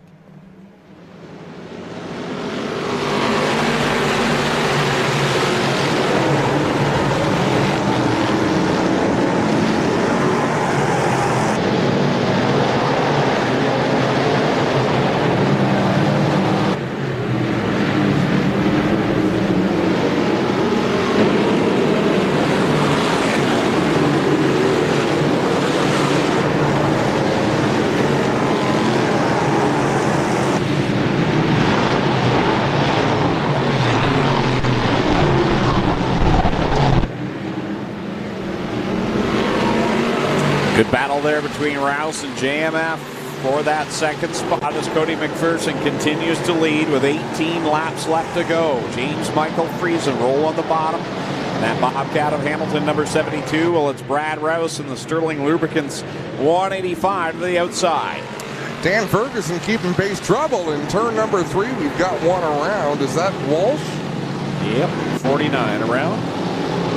Doug Walsh Jr. goes around, puts us back under the caution flag now.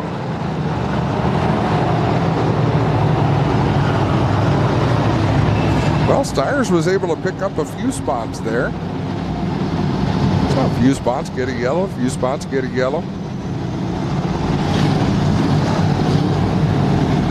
No more fire-it-ups in this race. Well, we got through that one. We did, but as it ended.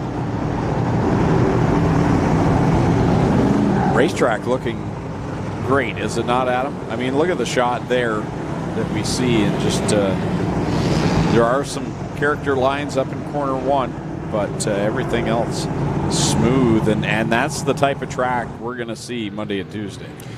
I've been watching a lot of racing this summer on Dirt Vision, on Flow Racing. Despite the challenges we've got, I have seen some gnarly, rough racetracks. So, don't have too much to complain about, but what is it about these modified style cars? Is it the tires or the bodies that really glaze over a racetrack? Yeah, I was thinking that earlier on, and this is the right division to have here before you bring in the NASCAR Penny Series to set up this racing surface. And here they go again through the Cargo Ease restart zone. Cody McPherson will haul them down the front stretch, and the battle for the third spot, Dan Ferguson, James Michael Friesen there as well. Brad Rouse gets it. Rouse gets into the bumps there in turn number 1. That allows James Michael Friesen in the 72 to stay right on his bumper. Dan Ferguson as well. They're all looking for racing room off of 4. Side by side for that third spot, right behind Brad Rouse. James Michael Friesen rolling the bottom, and Dan Ferguson had to back out of it. Thought about 3 wide. There wasn't enough room as it pinched off there. And as they come off of 4, cross flags for McPherson, and Ferguson still trying to find his way through the middle.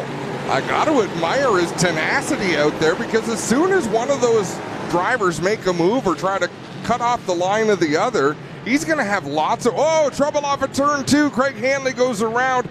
Oh, Smith in the 22 just missed the 91. That had all the makings of a bad one as well. Part of somebody's bar there sitting down the track. That is a chunk of rear bumper, I believe. Yeah, it's the end of a rear bumper. 22.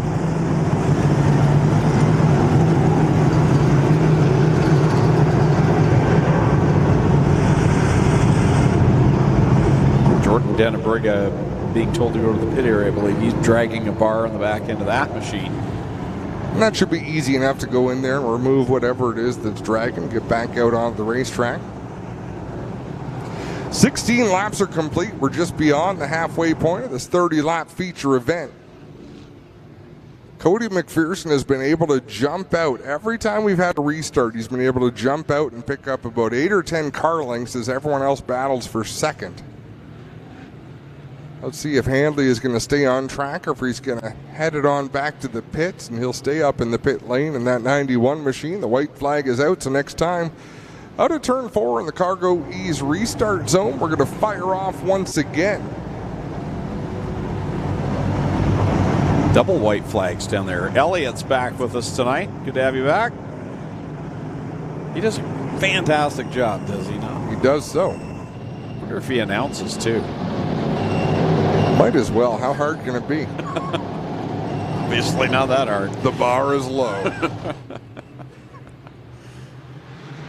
Back to the Cargo Ease restart zone. Green flag goes up, and Brad Rouse this time gets a great launch off of 4.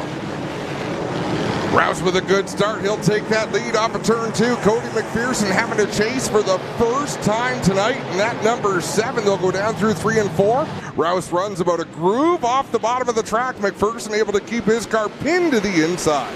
Up to third place, Dan Ferguson is at the line. He got by James Michael Friesen, gets a good run. Thought he was going to maybe stick it in there between the top two. Good four-car fight for this win here at the Big O. Brad Rouse's car is just bad tight on corner entry, but he's able to carry a lot of speed off the turn. He just can't keep the thing turning.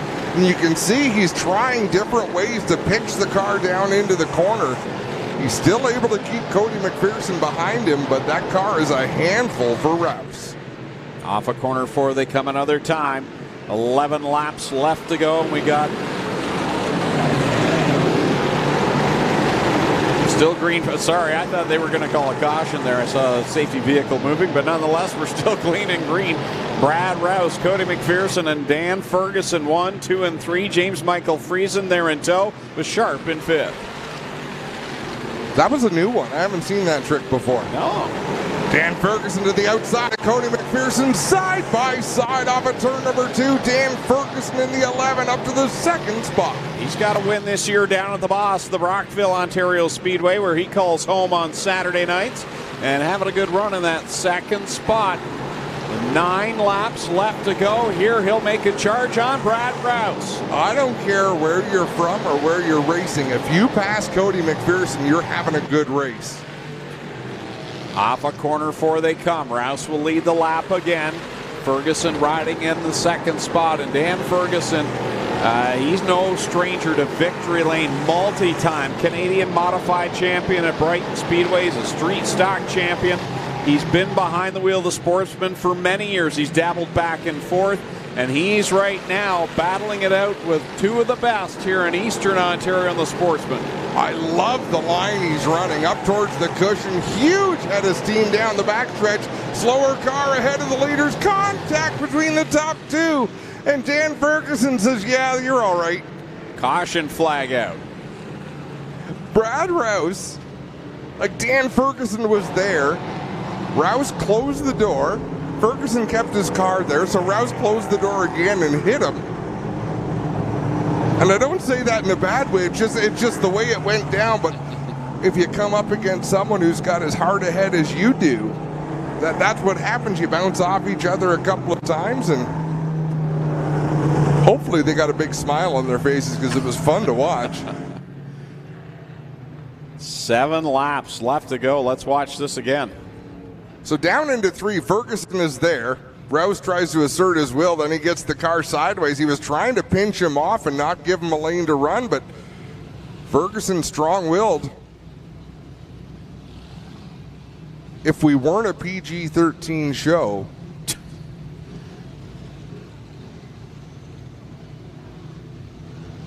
and you'd be an international star. And we've got to thank all of our partners for showing up tonight for, I don't know what they called it, but there was a dinner tonight off the end of turn number 1 for all of the partners of the Speedway and a networking opportunity for them. And it was a well-attended dinner. And thanks for coming out. We hope you're enjoying the show. We hope you've enjoyed getting involved with Friday night excitement here at Ohsweken Speedway. So the white flag displayed. Field bunch back up with 7 laps left to go. Brad Rouse chooses the outside line for this restart with Ferguson on the inside. McPherson and Friesen stacked up behind them. How surprised are you if you're Brad Rouse and Dan Ferguson is the driver? Yeah. Battling with you and not Cody McPherson right now. Back to the green flag they come. Rouse. He gets a great launch, and then under the back bumper of Dan Ferguson goes James Michael Friesen. He'll get another good run, though, off of corner number 2, and that's where Dan Ferguson's making up all his ground, is that second corner. James Michael Friesen able to rob him of that line. This looks like the battle for second that was going on behind Cody McPherson earlier. Now it's the battle for the lead as there's 6 laps to go. Here comes Ferguson. Great launch through that second corner again. Draws up to the outside of Rouse. Gets pinched off there. He's got James Michael Friesen on the bottom. 3 wide for the lead, this time by 5 laps left to go. This is as good as it gets for Dirt Sportsman racing in the Race of Champions Series. Friesen on the bottom, Ferguson up high, Brad Rouse out in front in that 158. Here they come through 3 and 4 another time. It'll be 4 laps left to go. Ferguson not backing down, shuts the door on JMF. Down into 1 they go another time. Rouse riding the bottom. Ferguson trying to get that good launch off of 2. That time doesn't, but here he comes down into 3. And we're watching 4 very experienced drivers. They can run wheel to wheel like that. They can pinch each other off. They know exactly what they're doing behind the wheel, and they've got enough confidence in who they're racing with to know they can handle whatever's getting thrown at them as well. Another good run that time through 2 for Ferguson. Closes the gap on the leader. He'll look down low in 3 and 4. Coming this time by, it'll be 2 laps left to go. Ferguson, it looked like he was going to close the door and then thought better of it. I think that was a wise choice. He'll take another run at Rouse off of turn number 2. Down the back stretch they go. Dan Ferguson will try another stab at it in 3. Rouse way up high. They'll roll it off a corner 4. Can Ferguson get the advantage at the line? No, Rouse will see the white flag first. He'll head up the racetrack into turn number 1. The final time through 1 and 2. He'll get a run off of turn number 2. Here comes Ferguson. He's got a good launch down into corner number 3. Side by side they come. Off of corner 4 they roll it. On the high side comes Rouse. He'll get the win. Ferguson for 2nd. James Michael Friesen 3rd. Cody McPherson 4th. What a battle. That was fun to watch. What a race. It took a few launches to get that race going, but once it got rolling, that is what we've come to expect from Sportsman cars here at Ohsweken. Dan Ferguson celebrating 2nd place. That was just a clinic of how to race really hard. Take a quick break and be back. The Thunderstocks on track next.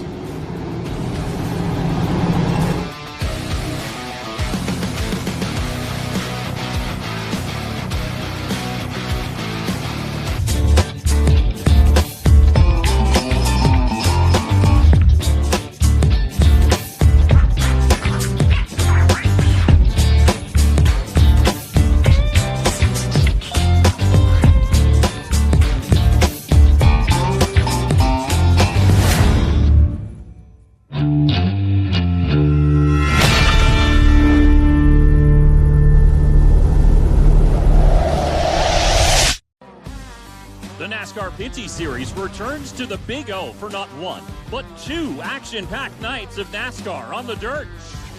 Ohsweken Speedway hosts the Freshstone Dirt Classic on Monday, August 14th, and the Pinty's 100 Tuesday, August 15th. Last year, the action was wild. Don't miss out. Get your tickets today. Go to npsondirt.com for tickets and camping info. Back live at Ohsweken Speedway with 2 features left to go. The HRW Automotive Mini Stocks and the ROC Sportsman are complete. Now it's time for the Middleport Mechanical Thunderstocks with their feature event. Adam's got the starting lineup. We're going to give you the scheduled starting lineup. Things are a little bit different, but scheduled to roll off first from Brantford, the 13 is Casey Huffman. Second in the 03 from Canfield, it's George Grossel. Third from Thorold, the 11 is Go Fast Teeple. Fourth in the 25 from Hamilton is Ken Sargent. Fifth from Caister Center, the 28 is Jim Lampman. Sixth from Binbrook, the 427, it's Smokey Tim Phelan. Seventh from Caister Center, the 28D is Donnie Lampman. Eighth from Hagersville, the 93K is Mike Klazinga. The 97's from Burlington, that's Ron Logie. The 32 is from Canfield, that's Mark Fawcett. From Hagersville comes the 23 of Trevor DeBoer. Alongside him from Jerseyville, the 53 is Logan Schwedick. 13th from Hagersville, the 8 is Ryan Denning. 14th from Welland, the 96-0 is John Overholt. Kyle Wirtz in the 19, the 37 is Rob Hoskins. Dave Bailey in the 49 from Hagersville. Ryan Beagle in the 84 RK. Cam Thompson in the 24, Chris Hale in the 79, Adam Plazik in the 41. The 327 is Sean Jones. 17W is Travis Whittle. Melissa Miller in the 21, the 28J is Jordan Hill, Trevor Monahan in the 5G, Brian Passetti in the 62, and Jamie Googe in the 76. Off they go down the backstretch for the first time, and right now it's Go Fast Teeple out in front. Grossel in that second spot. And we're going to have some fun watching those point leaders once again having to work their way through the field. And after last week, Bailey and Beagle just 7 points apart coming into tonight. Bailey out in front of the point standings. Beagle giving chase as George Grossel gets a bump from Kenny Sargent down into 3. Does a 360, makes contact with Logan Schwedick. We are still green for the time being. It looks like Logan Schwedick is the only car stopped up there in turn number 4. Yellow flag will be displayed. I don't blame Schwedick. Grossel tried to do a 360 and keep on going. That's a high-risk maneuver because you have to do the 360 perfectly, Greg. You can't fall 60 degrees short or over-rotate 60 degrees, or you wind up going up or down the racetrack and wreaking havoc. Let's have a look from Abby, the drone pilot, and you'll see a little bit of contact.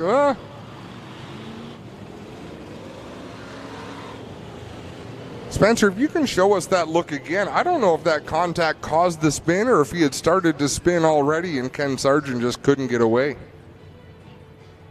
Significant contact there with Ryan Dinning and Mark Fawcett as well. Mark Fawcett's right front fender flapping back. Let's watch this again.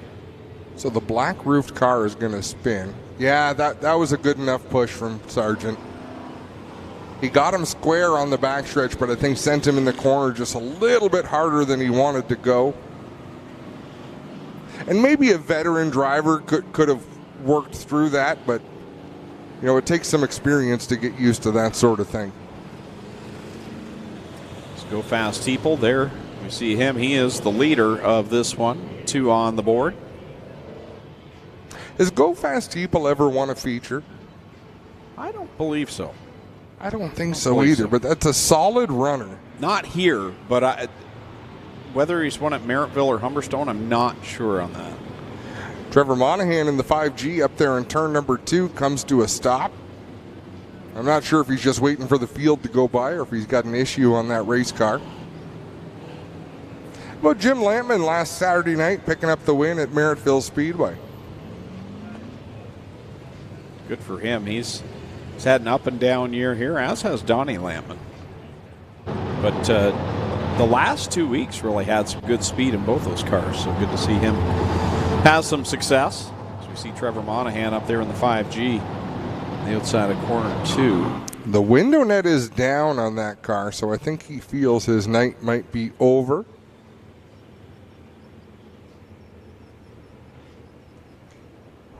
Mike Lazinga in the 93K. Always good to see him running up towards the front.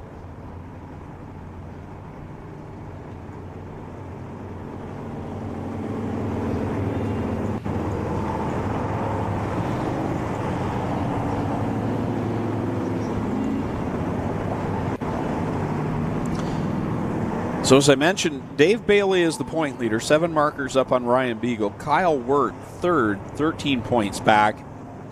And then from first to fourth is 65 points, and that was Logan Schwedick, who we saw go off the track. He's joined back on again. So really, the closing weeks, it's looking like a 3-car race for the championship. And it's this tight, top 3, 13 points apart, despite all 3 drivers have had one really bad night that cost them a ton of points. So it's all come out in the wash basically here. And even still, Dave Bailey's on top. Ryan Beagle and Kyle Wirt got to be thinking, okay, we all had our problems, and yet he's still on top of the points. What do we got to do? Exactly. I'm not sure how I feel about us talking about the last few weeks of the season. I know. I'm not ready. I know. Well, I mean, beside the part of sitting here next to you, I'm ready for that to be over. The racing's been phenomenal this year. Yeah, we'll have to get together this offseason. Yeah, like we do every year.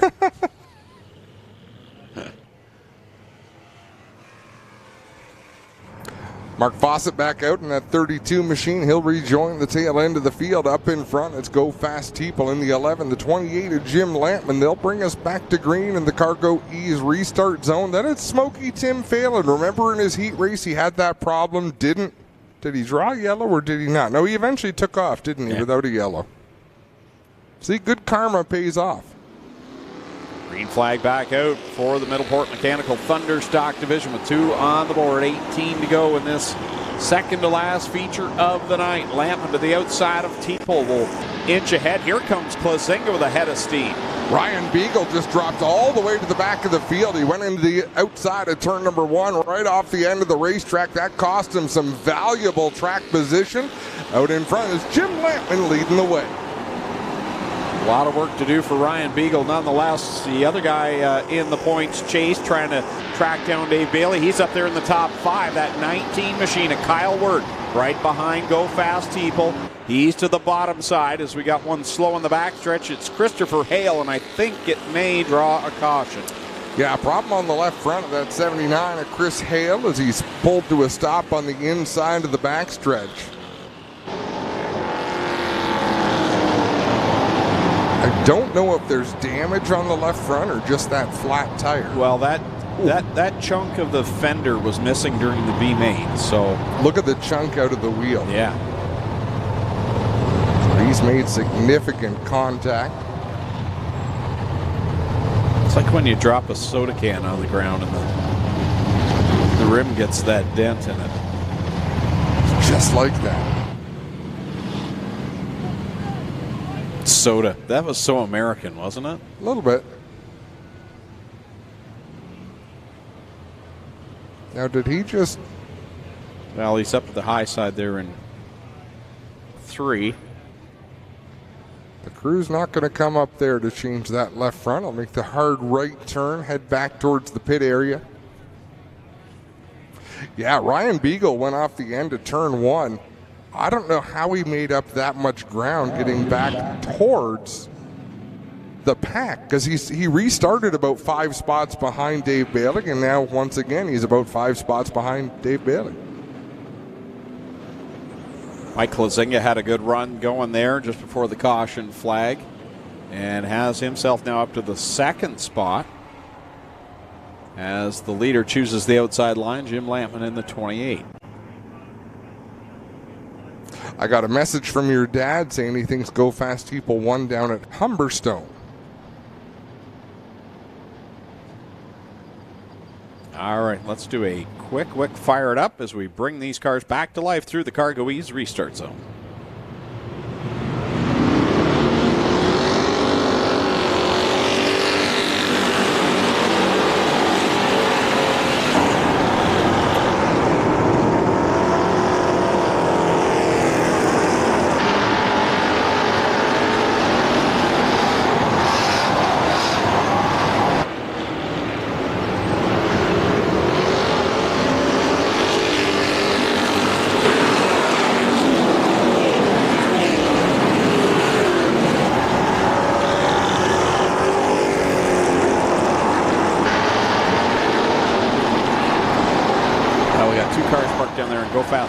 High side there. Yeah, Go Fast Teeple cut a right front, just about took Dave Bailey with him. Bailey saw what was going on and checked up down into the corner. Jordan Hill down in turn 1, right up in the driver's window of Mark Fawcett. Oh, wow. That's probably a little more personal than Fawcett would like. I would say so. Oh, it's broken the A-pillar there. And a whole lot more, I'm sure.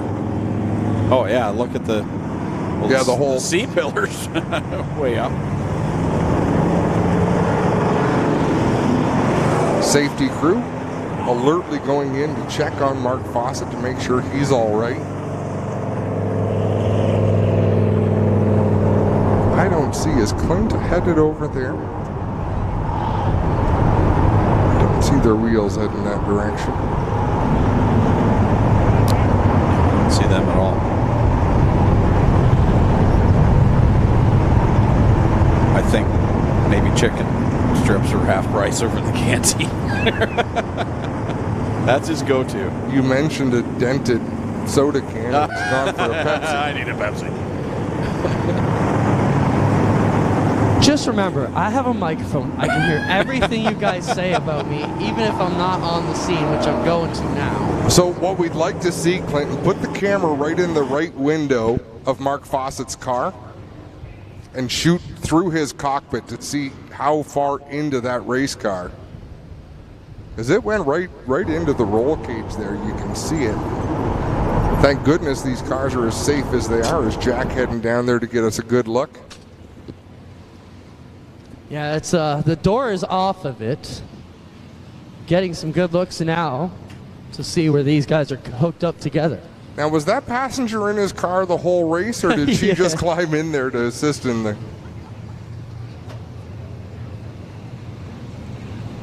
That would get your attention for sure.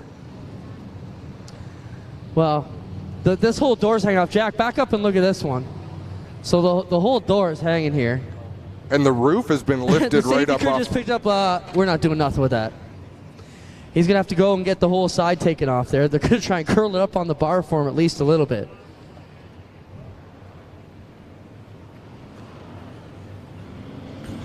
And now they're trying to hook up the Jordan Hill car because they'll lift it up to separate it from the 32. Looks like Fawcett reaching over. He'll hold on to the right side door. Yeah, he's going to have to go to the pits for sure. We'll bring Jack over here to try and get him set up to watch him break these cars apart.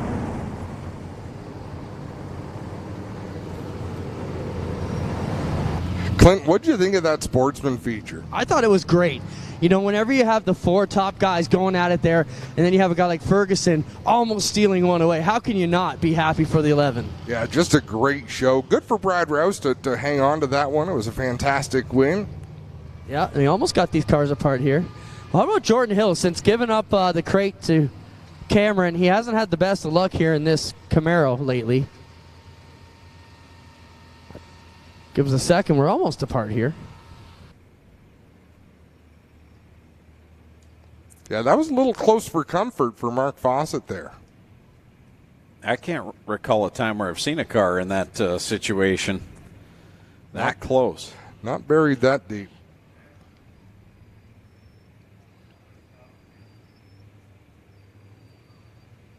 So remember earlier you said if you have no other body but the hood, can you still race? We could see it right here. You could peel the roof off, peel the right side off, just a hood. Let's see what Doug says. I think it's interesting that Fawcett's concerned about his window net here more than anything. How about the whole right side of your car? You're going to have to worry about that before you worry about putting your window net back up. And we got a zip tie? We'll zip tie that door in place. We can't do that, but he'd have to take care of it. These pit crews are always ready.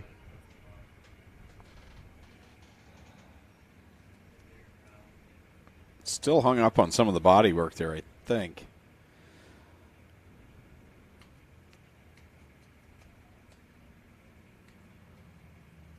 And Mark's always got such a beautiful looking car. He even has the chrome trim around the wheel wells and up around the roof line there.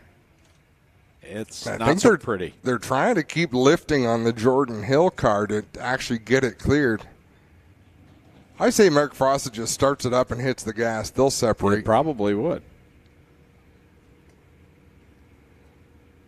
We've brought the field to a stop here on the front stretch just to give the crews as much room as they can get to separate these two race cars. And it's worth noting that most of these cars race again tomorrow night. Now, Jordan Hill generally doesn't, but Mark Fawcett will, Dave Bailey, like a lot of them run Merrittville on Saturday nights. If Humberstone races on Sunday, they run there too. So a lot of work ahead for Mark Fawcett. Let's have a look at our upcoming event calendar. It's going to be a crowded list. Our Tiffany Gate Fresh Gourmet upcoming events on G-Force TV. Tomorrow night we're headed up to Innisfil where the APC Series, Stewart's and Kubota 100. The Quick Superstock Series will be part of that show as well. We get Sunday off, and then we're right back here Monday and Tuesday for the Sit-N Bull Tire Sprint Shootout for the Action Sprint Tour and the 360 Sprint cars. Plus, you'll be able to see the NASCAR Pinty Series heat races here on G-Force TV. So that same program Monday and Tuesday night. And, of course, every Friday night right here on G-Force from Ohsweken Speedway, except next Friday night. Next Friday is another Friday off before we head into the closing weeks of the season. Here's the upcoming events. As you can see, the flat track bikes are here tomorrow night for their round number 6 of the Canada Nationals, and the vintage modifieds on the card. And then it's the Cool Kids Ice and Water second annual Northern Micro Sprint Nationals over on the micro track starting at 5 o'clock on Sunday. And then, as Adam mentioned, we've got the NASCAR Pinty Series here for 2 races Monday and Tuesday night. The Fresh Stone Dirt Classic on Monday and the Pinty's 100 on Tuesday, all here at Ohsweken Speedway. And unfortunately, behind that upcoming events board, I see something falling from the sky. Adam? What? Those aren't mosquitoes. There's nothing falling from the sky. Give your head a shake. There might be something falling from the sky.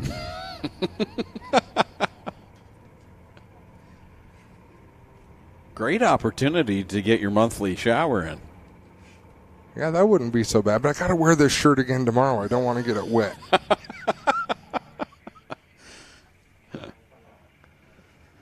No, that shot of rain in the lights, that's from somewhere else. I can still see bugs in the lights, bugs out flying around. Oh, they're still there, too.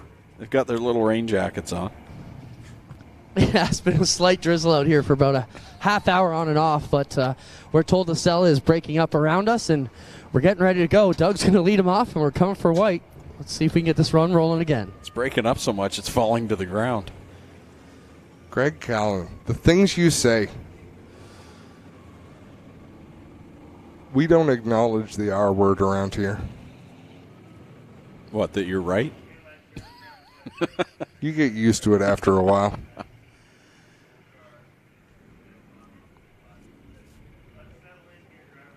We're coming back to green this time at a turn number 4. No messing around. 5 laps are complete, 15 laps to go. Back to the Cargo Ease restart zone. Lampman and Wirt get on it.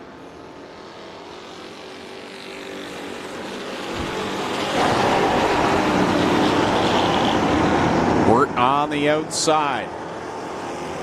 So far having the best race of the night for the points leaders. Dave Bailey sitting back there in 6th, and Ryan Beagle's had a nice rebound here. He's starting to walk his way up through the top 10. Working his way forward for sure. Mike Plazinga still up there right in the midst of the battle, taking on that second spot. He's got a good run off of turn number 2. He'll close that gap on Kyle Wirt down into 3. As time by, it'll be 7 laps on the board with Kyle Wirt out in front. And that AA discount auto number 19. He's got to win this year. Gets that car a little sideways in 1, now a little sideways off of corner 2, and that allows Mike Plazinga to get a good run and close the gap a little. A little further back, Dave Bailey tried to get to the outside of Trevor DeBoer, but DeBoer closed the door there. Now he'll work through the middle of Ron Logie and Trevor DeBoer. Now he's just to the outside of Logie. Here comes Ryan Beagle behind the 49. Beagle heads to the outside of the racetrack. He'll swing around the high side of both of them. 3 wide as Beagle tucked in behind Trevor DeBoer now. He'll look to the outside of him and continue to make passes in that outside line. Now he's tucked in behind Jim Lamp, and that kind of impedes his forward progress. Dave Bailey has had to fall back in line behind Beagle as Tim Phelan slows on the inside of the front straightaway. He'll get that car rolling once again, and look at that gaggle of traffic through 3 and 4. Wirt in the front, Plazinga second, and then there's about 8 cars battling for third. Mark Fossett with the entire right side of that car peeled off. He'll rejoin the field on lap number 10. What a move by Ryan Beagle. Gets by Dave Bailey. Now he's down to the inside of Trevor DeBoer. Not too long ago, he's on the outside line. All the way to the inside of the track. He'll drag race with Trevor DeBoer door to door down to turn number 1. Now Dave Bailey peels to the middle of Jim Lampman and Rob Hoskins as they work off at turn 2.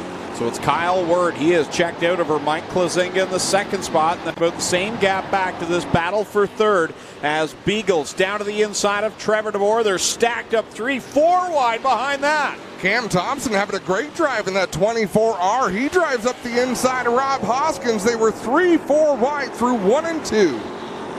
What a battle behind Trevor DeBoer right now with the point leader right in the thick of it. And as things stand right now, he's about to lose some points to both Kyle Wirt and Ryan Beagle unless he can move forward. There's still quite a bit of racing left to go.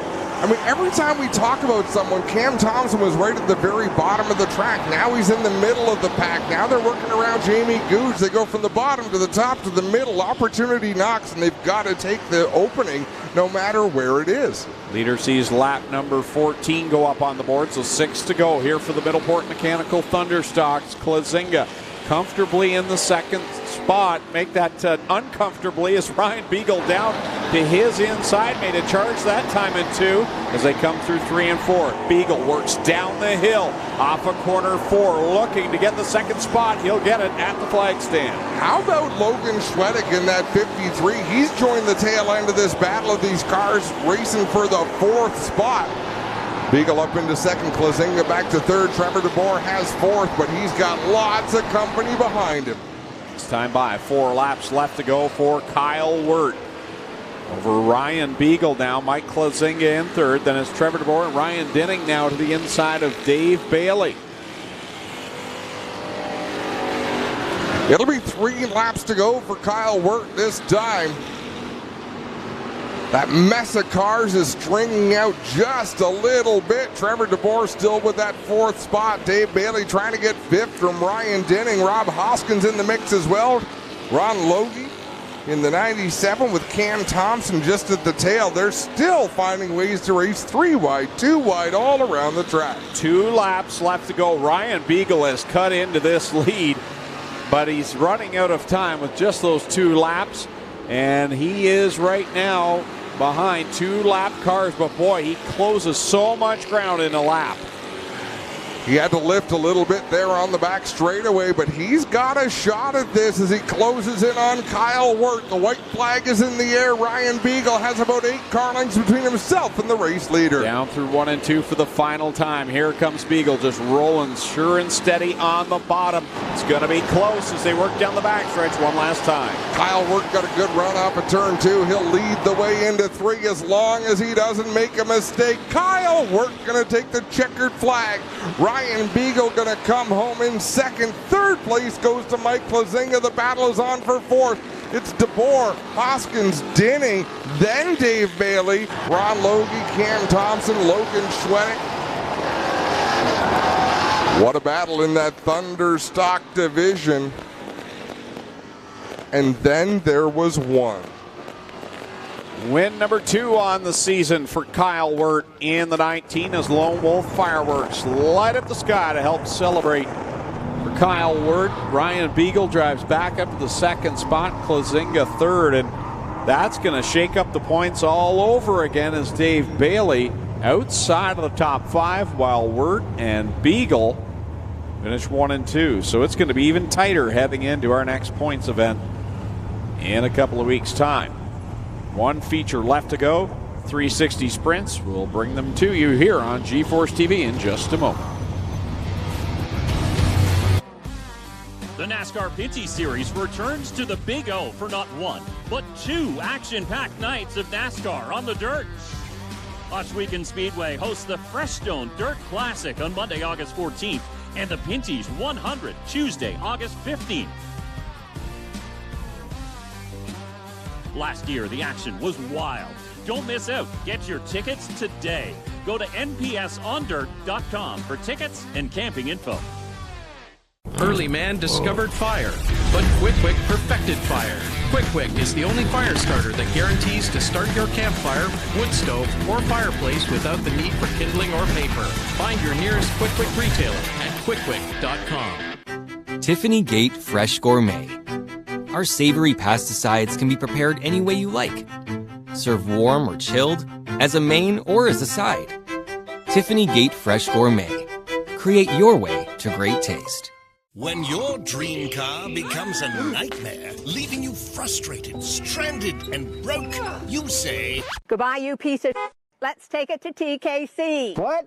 You gotta pee? TKC! Let's take this piece of shit to TKC Metal Recycling. They pay cash for scrap cars. Yahoo! TKC will recycle your piece of car. Got a piece of car? Visit TKC Metal Recycling, 20 Cushman Road, St. Catharines. It all started for us at the racetrack, from dirt to water. We have continued to keep the adrenaline and drive to make sure that we are always in the forefront. We are driven to give our customers the absolute best in service, products, and memories with your family. No matter what your passion is, whether it's on the water, in the dirt, on the snow, or on the road, we will always be here welcoming you over and over again through the doors here at Lockhart's. You're not just a customer here, you are part of our team. You're so tasty. Drive me crazy. Ain't nothing I can do.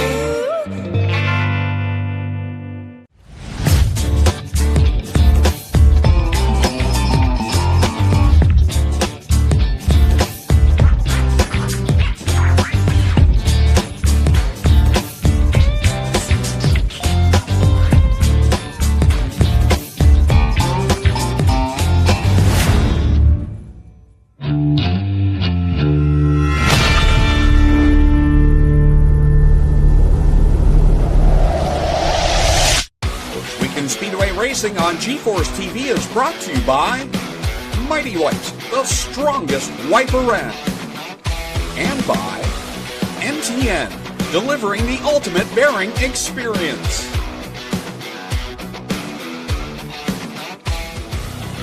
Back live at Ohsweken Speedway, final feature of the night, 360 sprint cars. And we'll start things off, Adam, with your choices for ones to watch. Well, ones to watch, I'm talking out of the first two rows. It's going to be Mike Bowman in the 71 and the 47X of Dylan Westbrook. I think those are the two drivers that have really shown they're the ones to beat coming into this big week of sprint car racing. They're both starting in the front two rows, so our Lockhart's ones to watch are Mike Bowman in the Dynablast 71 and, of course, the Town Line Variety 47X of Dylan Westbrook. Starting lineup for tonight's 25-lap main event on the pole out of St. Catharines, the 71 Mike Bowman to his outside from Thamesford, the 7 Eric Gledhill. Row number 2 to the inside from Freelton, the 12 DD, that's Darren Dryden. And starting in 4th out of Scotland, the 47X D-Dubs, Dylan Westbrook. Starting in 5th from Beamsville, the 88H, that is Josh Hansen. Alongside him, it's the live wire, Liam Martin out of Inbrook in car number 9, starting 6th. 7th starting spot out of Scotland, the 87X, that's Sean Evans. DJ Christie to his outside from Beachville in car 5, lines up 8th. Starting in 9th out of Tilsonburg, the 17X, that's Corey Turner. And starting in 10th in car 10 from Brantford, downtown, Mitch Brown. Starting 11th out of Mount Bridges, the 45 is Tricky Nicky Nick Sheridan. And going off 12th is Aaron Turkey out of Ohsweken in the 68. 13th starting position out of Fenwick, the 77J, that's the Red Rocket, Jim Hoopinen. And 14th starting spot from Tonawanda, New York, the 7NY, Matt Farnham. 15th spot belongs to Bailey Hurd. He's from Niagara Falls in the 70. Tyler Palace out of Ohsweken, the 77T. He's 16th. 17th starting spot is Holly Porter out of Dorchester in the 1. Lucas Smith from Brantford in the 49L lines up 18th. 19th spot from Dunville in the 15. It's Ryan Turner to his outside. Starting 20th out of Wilsonville, the 94X, it's Scott Hall. Starting 21st out of Grimsby in car number 90, it's Travis Cunningham. 22nd spot from Hamilton, the 19D, Alan Downey. 23rd starting position from Caister Centner, the 11, Jamie Turner. And rounding out the order, starting 24th, John Burbridge Jr. from St. Williams and the 21. Full field of sprint cars. Well, we've got a moment. Crystal Sewells wants us to wish a happy birthday and 20th anniversary to TJ. Got to make sure we get those well wishes in. And the reason Jim Swing is down in Cape Breton, it's their 45th anniversary for Jim and Joanne Swing. All right, white flag being displayed next time by. We'll go green flag racing for 25 laps. 2 by 2. 12 rows of beautifully prepared sprint cars ready to come to life. Mike Bowman, Eric Gledhill on the front row. Strickland GMC Pace Truck pulls off on the backstretch. Ladies and gentlemen, you came looking for a show. Well, here you go. Let's end all the anticipation as we bring to you our feature presentation.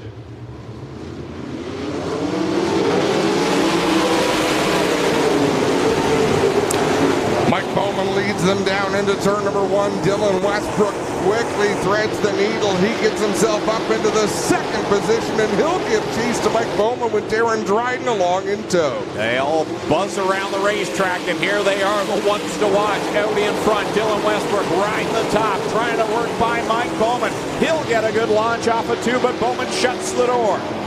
They'll swap lines. Dylan Westbrook down to the inside, tiptoeing around the bottom line behind Bowman. Bowman runs the bottom just a little bit better than the 47X in 3 and 4.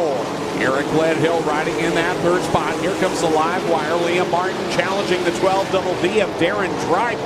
Good 5-car breakaway at the front as there's a good battle behind that. 7th, 8th, and 9th is Josh Hansen's Sean Evans, and the 68 of Aaron Turkey duking it out. What a pack of traffic deeper in this field. Watching Jim Hoopinen with his team car. Tyler Powless racing with Bailey Hurd, Ryan Turner, Mitch Brown, and Lucas Smith. That is a tight pack deep in this field.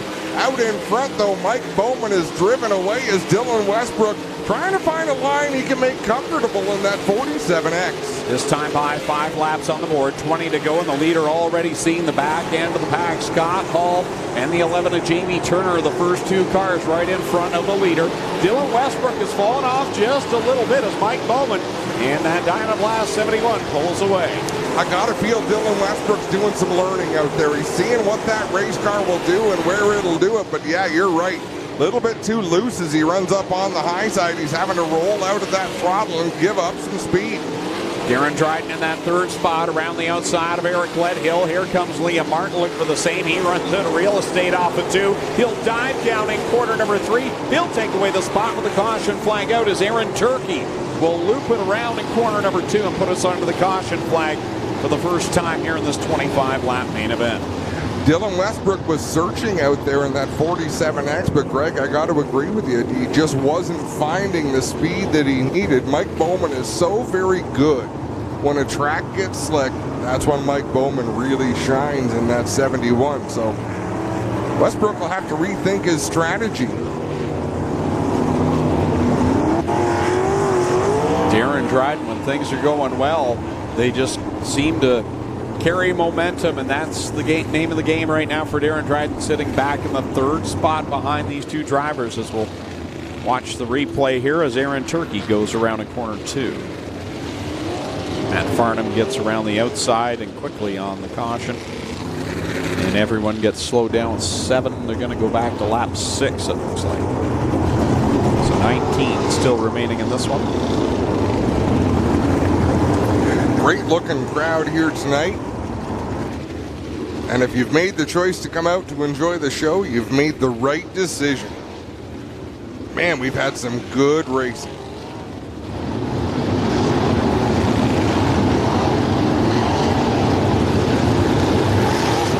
It's hard to call that guy a rookie. He really isn't. He's a rookie to the division, but boy, oh boy, he is anything but.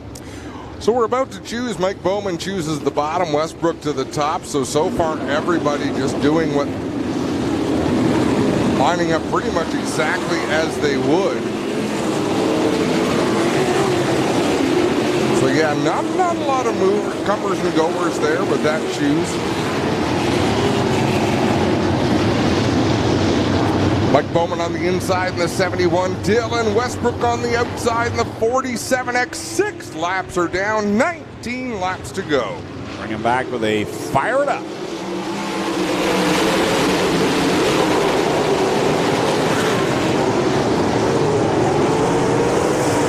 And we're going to go back into the caution.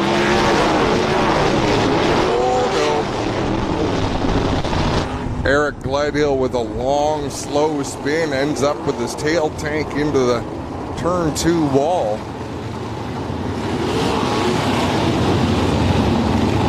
Some damage to the front wing as well as that car spun around after making impact, and now DJ Christie with a problem on the front stretch.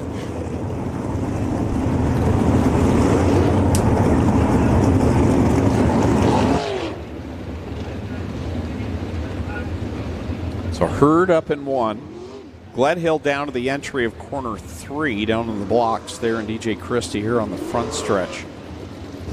Well, Eric Gledhill out of this number 7 car here on the end of the back straightaway, having a look around. We'll take a look at the situation here. The front end is the big problem for him. Broken axle, and you can see here, guys, it's all bent back. This axle should be about here. All of your tie rods, everything's mangled, rim, tire. Man, lots of damage here to the front end of this 7. Yeah, that's for sure. Bailey Hurd, I believe, was an innocent spin. It looks like DJ Christie's going to get the hook from behind.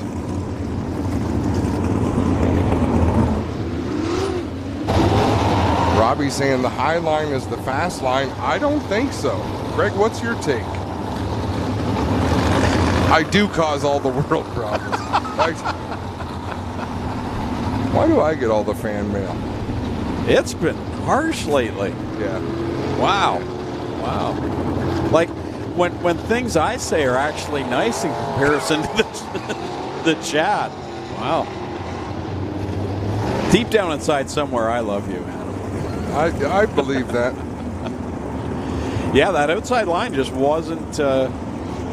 wasn't working. Well, I mean, it's working for Dylan. He's up in that second spot, but not to catch Mike Bowman. He's getting those launches off the corner. But again, you called it. During the green flag run there, Dylan, this is a good chance for him to figure things out. What's going to work where on this racetrack, because he's got 2 big paying money nights coming up this week. Very similar track conditions is what we expect to see. And then this is the track surface we see for the Nationals as well. So this is a learning experience, even though he's out there for the win. And he's got plenty of experience running all across North America. But a night like this on this track, it's one of those nights where you say, okay, this isn't working here, but I can do this. And it's different for him in the fact that he hasn't had a lot of people to chase here over the years. He really hasn't. But things have changed here so much. Matt Farnham in that 7NY.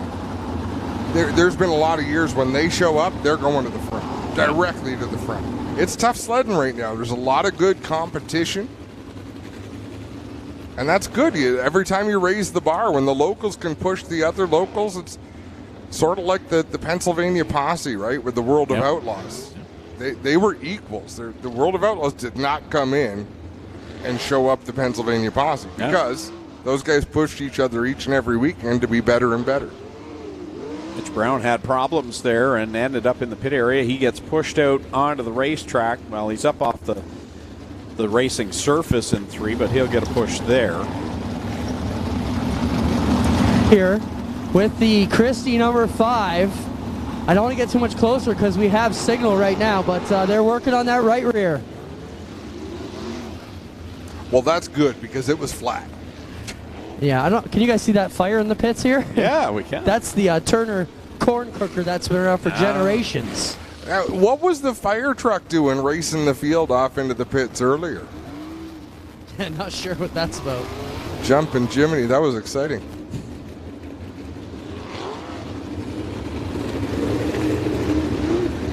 Gledhill car right to us too, but I don't think they can do much with that one. I wouldn't think so, but it's amazing what they can do with a sprint car. If you've got the right crew, you know, some of the best crews in the business, it is wild what they can fix in a matter of 2 minutes. Well, this 5 did not make it, guys. They're going back to it.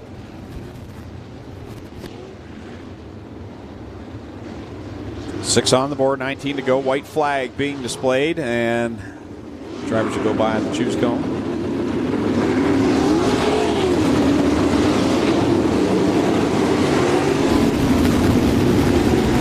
Yeah, the choose cone has been pretty orderly business, I would say. Yeah, I mean, you've got to go back to 6th place. Sean Evans took the outside line. Here we go with a quick fire it up. We come back to the green flag.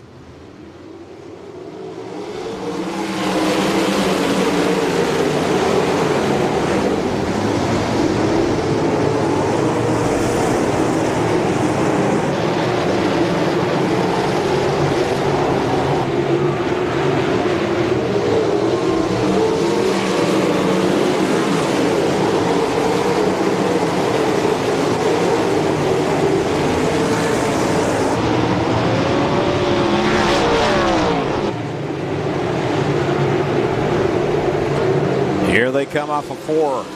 Westbrook trying to reel in that leader with 8 laps on the scoreboard. He's given a charge here, but just can't get off the corners like Bowman does. He found something in turn 1, though. He entered a little bit lower on the track last time into turn 1. And he got a good run into 2. He's just got to figure out the line for the rest of that corner. He did it again. Enters lower in turn 1, almost right into where the rough stuff has been. But it really affects his line on the exit of turn 2. But he's drawn alongside Mike Bowman. Here he is working that outside around Bowman. Bowman cuts it down to the inside. They come to the line. And again, it's Bowman, your leader. But yeah, Westbrook's really picking it up there. He's going right through the jump in turn 1, and the car, like if he hits it right, he's getting an amazing forward bite. We're looking at a clinic in sprint car racing here as Bowman smooth and steady on the bottom, and Dylan Westbrook throwing caution to the wind up top. And that's Dylan's game. Oh, he goes a little high off of corner number 2, gives back some of that track position, and already they're going to be into the thick of some traffic once again. Mike Bowman edging in on the tail end of this field. Jamie Turner in the 11. The 94 of Scott Hall just in front of them. Both Bowman and Westbrook enter turn 1 in the middle of the racetrack. Westbrook flirting with disaster on corner exit. They're right in the thick of it now as Bowman works off of 4 right in front of Scott Hall. Here comes Westbrook. Now he'll dive down low. Slides it in there. Tucks right up in behind Bowman off of 2 and then right back out to the wall. I mean, if Westbrook ran an onboard camera, that would be a thrill ride.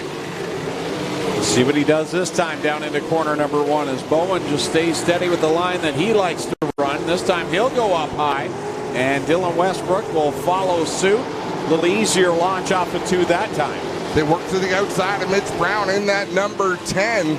Bowman passes Brown and then immediately back to the bottom of the track. Westbrook still up on the high side. He'll drive back to the bottom on the entry of 1 and 2. Westbrook in front of Bowman, new race leader. Bowman cuts back down to the inside, wheel to wheel, takes the advantage back down into corner number 3.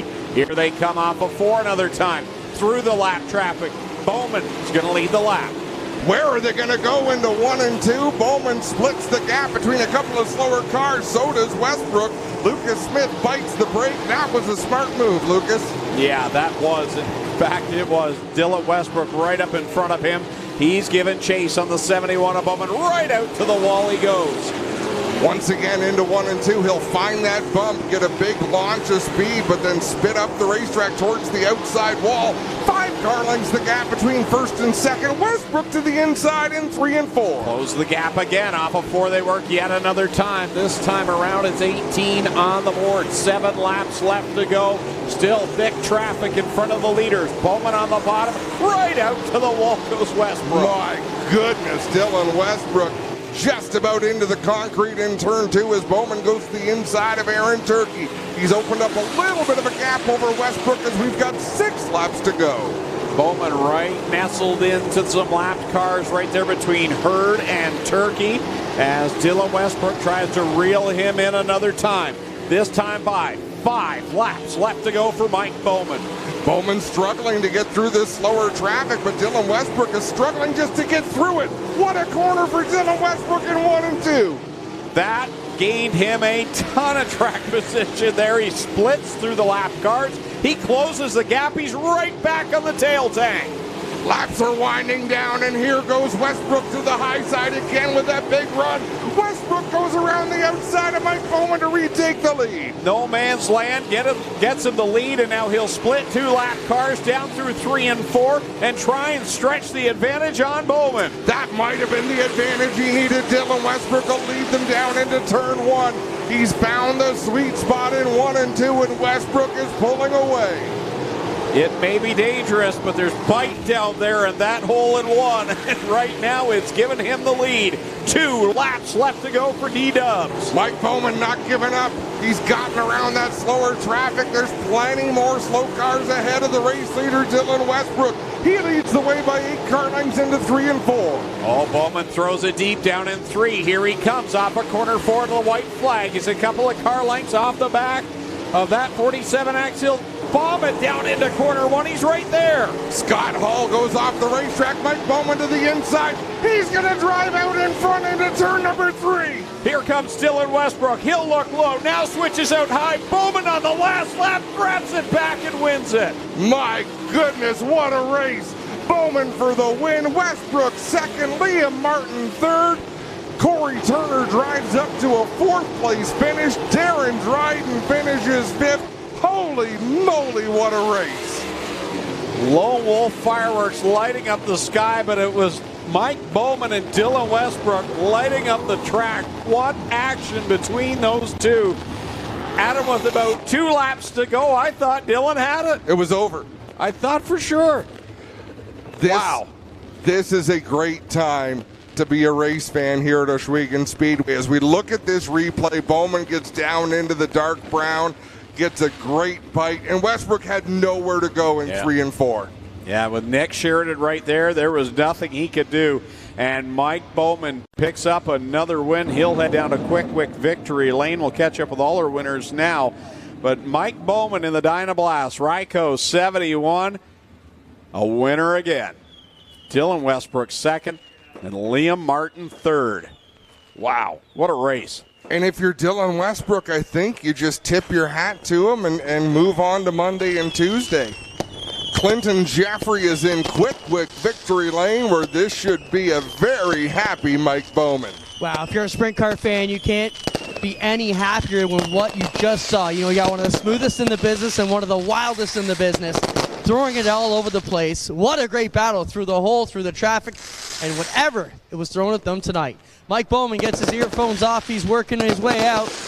Glenn Steyer's in here. Car owner, get in and talk to him here. Dylan Westbrook in with a big handshake, and they'll smile and laugh about that one. It's got to be fun, Clint. That has to be rewarding for a couple of elite-level race car drivers. Well, we'll see what they got to say. Here comes Mike Bowman out and ready to climb up top and salute you fans with another 360 Sprint Car feature win. How about it for Mr. Stamina, Mike Bowman?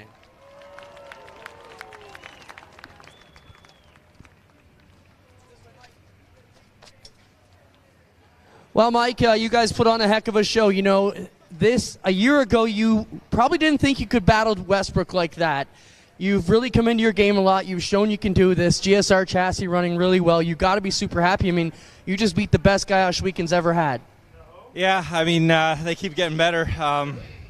You know, building more confidence in the car. And, you know, when you're leading, it's tough really to know how hard to go because you don't know how good a car you have, you know, until you get to lap traffic. And I don't know, I feel like we need to run away and hide a little bit there. And I don't know, having a ton of fun racing Dylan Westbrook.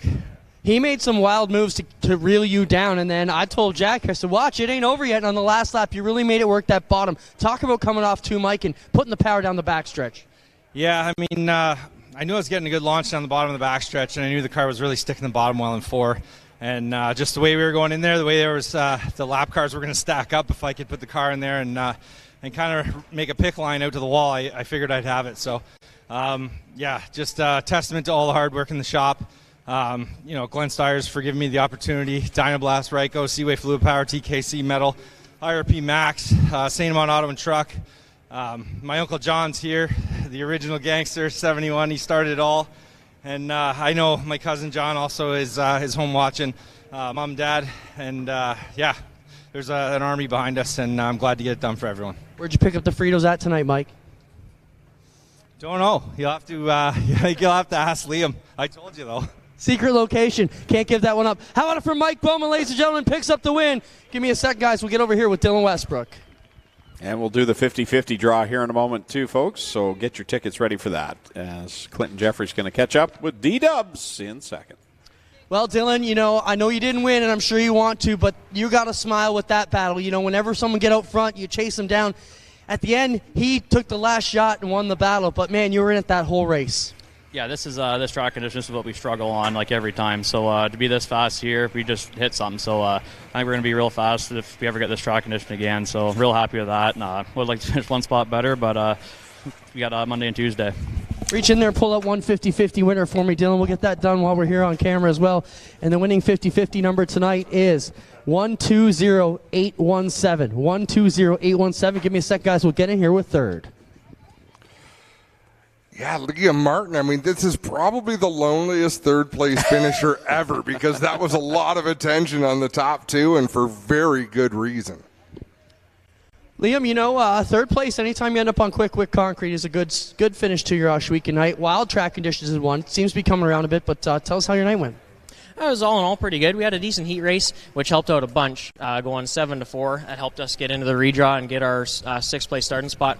And then from there, we were kind of working the track and finding the best line as possible. We found the bump down into 1, which was making some speed, but it was making the car upset, which is hurting it. But anyway, all in all, pretty good. We're happy with third, and it's a good place to start for the Nationals or for Monday and Tuesday. I'd like to thank all my sponsors, Steve, Creative Edge, Dan Anicote with Nitro 54, all my amazing sponsors on the race car. It helps out a ton, and we wouldn't be here without them. And I'd like to thank Miles Hill for the shop space and lending us the shop for doing everything we do in there. So I'd just like to say thank you for everyone. Right on. Liam Martin, third guy. Second place tonight, Dylan Westbrook, and your winner, Mike Bowman, picks up the 360 feature. We're going to get our other 3 feature winners in just a moment here. Do you want to take a quick break, Spencer, and come right back here on G-Force TV with the rest of Victory Lane?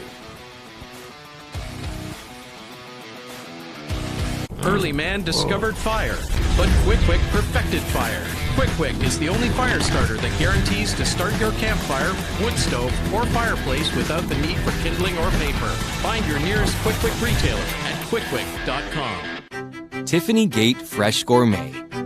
Our savory pesticides can be prepared any way you like. Serve warm or chilled, as a main or as a side. Tiffany Gate Fresh Gourmet. Create your way to great taste. When your dream car becomes a nightmare, leaving you frustrated, stranded, and broke, you say, Goodbye, you piece of Let's take it to TKC. What? You gotta pee? TKC! Let's take this piece of to TKC Metal Recycling. They pay cash for scrap cars. TKC will recycle your piece of car. Got a piece of car? Visit TKC Metal Recycling, 20 Cushman Road, St. Catharines. It all started for us at the racetrack, from dirt to water. We have continued to keep the adrenaline and drive to make sure that we are always in the forefront. We are driven to give our customers the absolute best in service, products, and memories with your family. No matter what your passion is, whether it's on the water, in the dirt, on the snow, or on the road, we will always be here welcoming you over and over again through the doors here at Lockhart's. You're not just a customer here, you are part of our team. You're so tasty. Drive me crazy. Crazy. Ain't nothing I can do.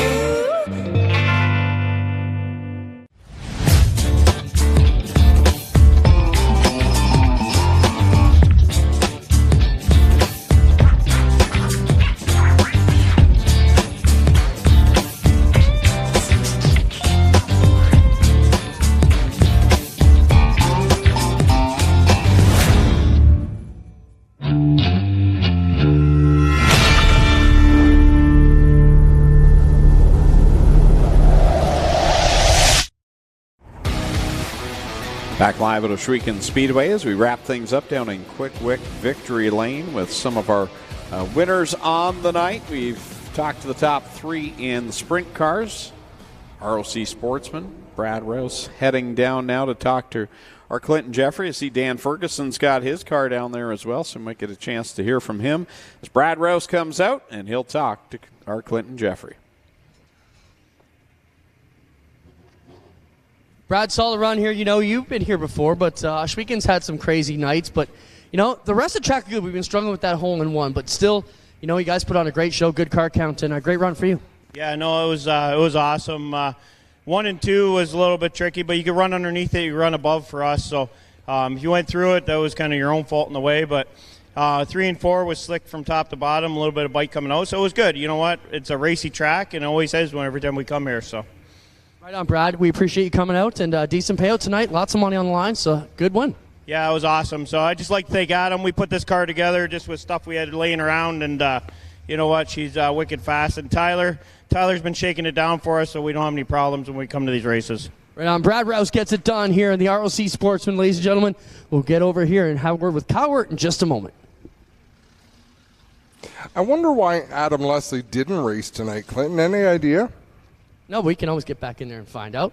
Here's a guy who did race, Kyle Wirt, man. You were gone tonight, Kyle. Did the crew tell you how far out in front you were and what a solid drive it was for this 19 car tonight? Yeah, it was great. I didn't end up seeing anybody once I was out there, but they told me Beagle was coming, so I'm not too humble about it. No, I mean, these guys have been fast, but you got to be real pleased. This 19 car, after moving up on the main stocks, has been really good for you these past 2 seasons. Yeah, I've been pretty tough on it. It's a bit haggard right now, but she still keeps putting out there, and we're driving it, so. Right on, Kyle Wirt, ladies and gentlemen, he'll be our Thunderstock winner here tonight. Congrats to Kyle. Give me 1 second. We'll get in here with our mini stock winner, Fabio Oliveri. And a night where Kyle gained some points on Dave Bailey, who was outside of the top 5. So we'll see how that pans out in 2 weeks' time when they get back to it. Clint's now with Fabio. Well, Fabio, at least I'm sticking a microphone in your face for good reasons tonight. Like I tell my buddies, make sure you're talking to us for the right reasons, because you're down here, not up in a pile in turn 4.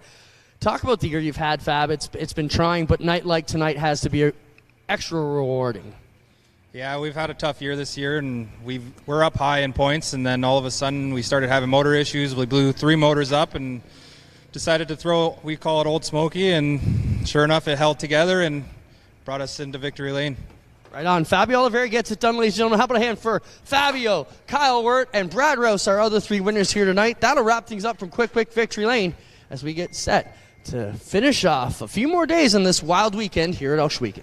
And don't forget, tomorrow night right here at Ohsweken Speedway, it's the flat track bikes along with the vintage cars on GeForce TV. It's the APC series from Sunset Speedway, so make sure you tune in for that one as well. Sunday, the micro sprints go for their second Northern Micro Sprint Nationals, 5 o'clock start time, and then Monday and Tuesday night, 7 o'clock opening ceremonies for both events. The NASCAR Pinty Series in back-to-back events, and also we'll have the Sit and Bull Tire Sprint Car Shootouts for the 360s and crates. So make sure you join us here in person and watch what you can on GeForce TV as well. That'll do things. On behalf of the Steyers family, all of our staff and officials, and on behalf of Clinton, Jeffrey, and Adam Ross, I'm Greg Kelman saying so long. We'll see you next time here on GeForce TV.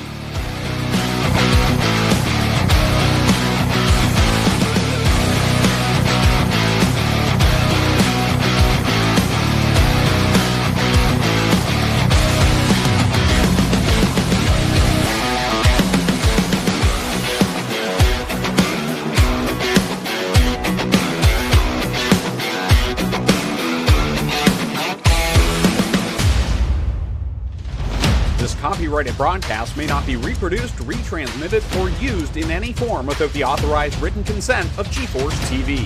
GeForce TV would like to thank you for your support and for watching today's broadcast.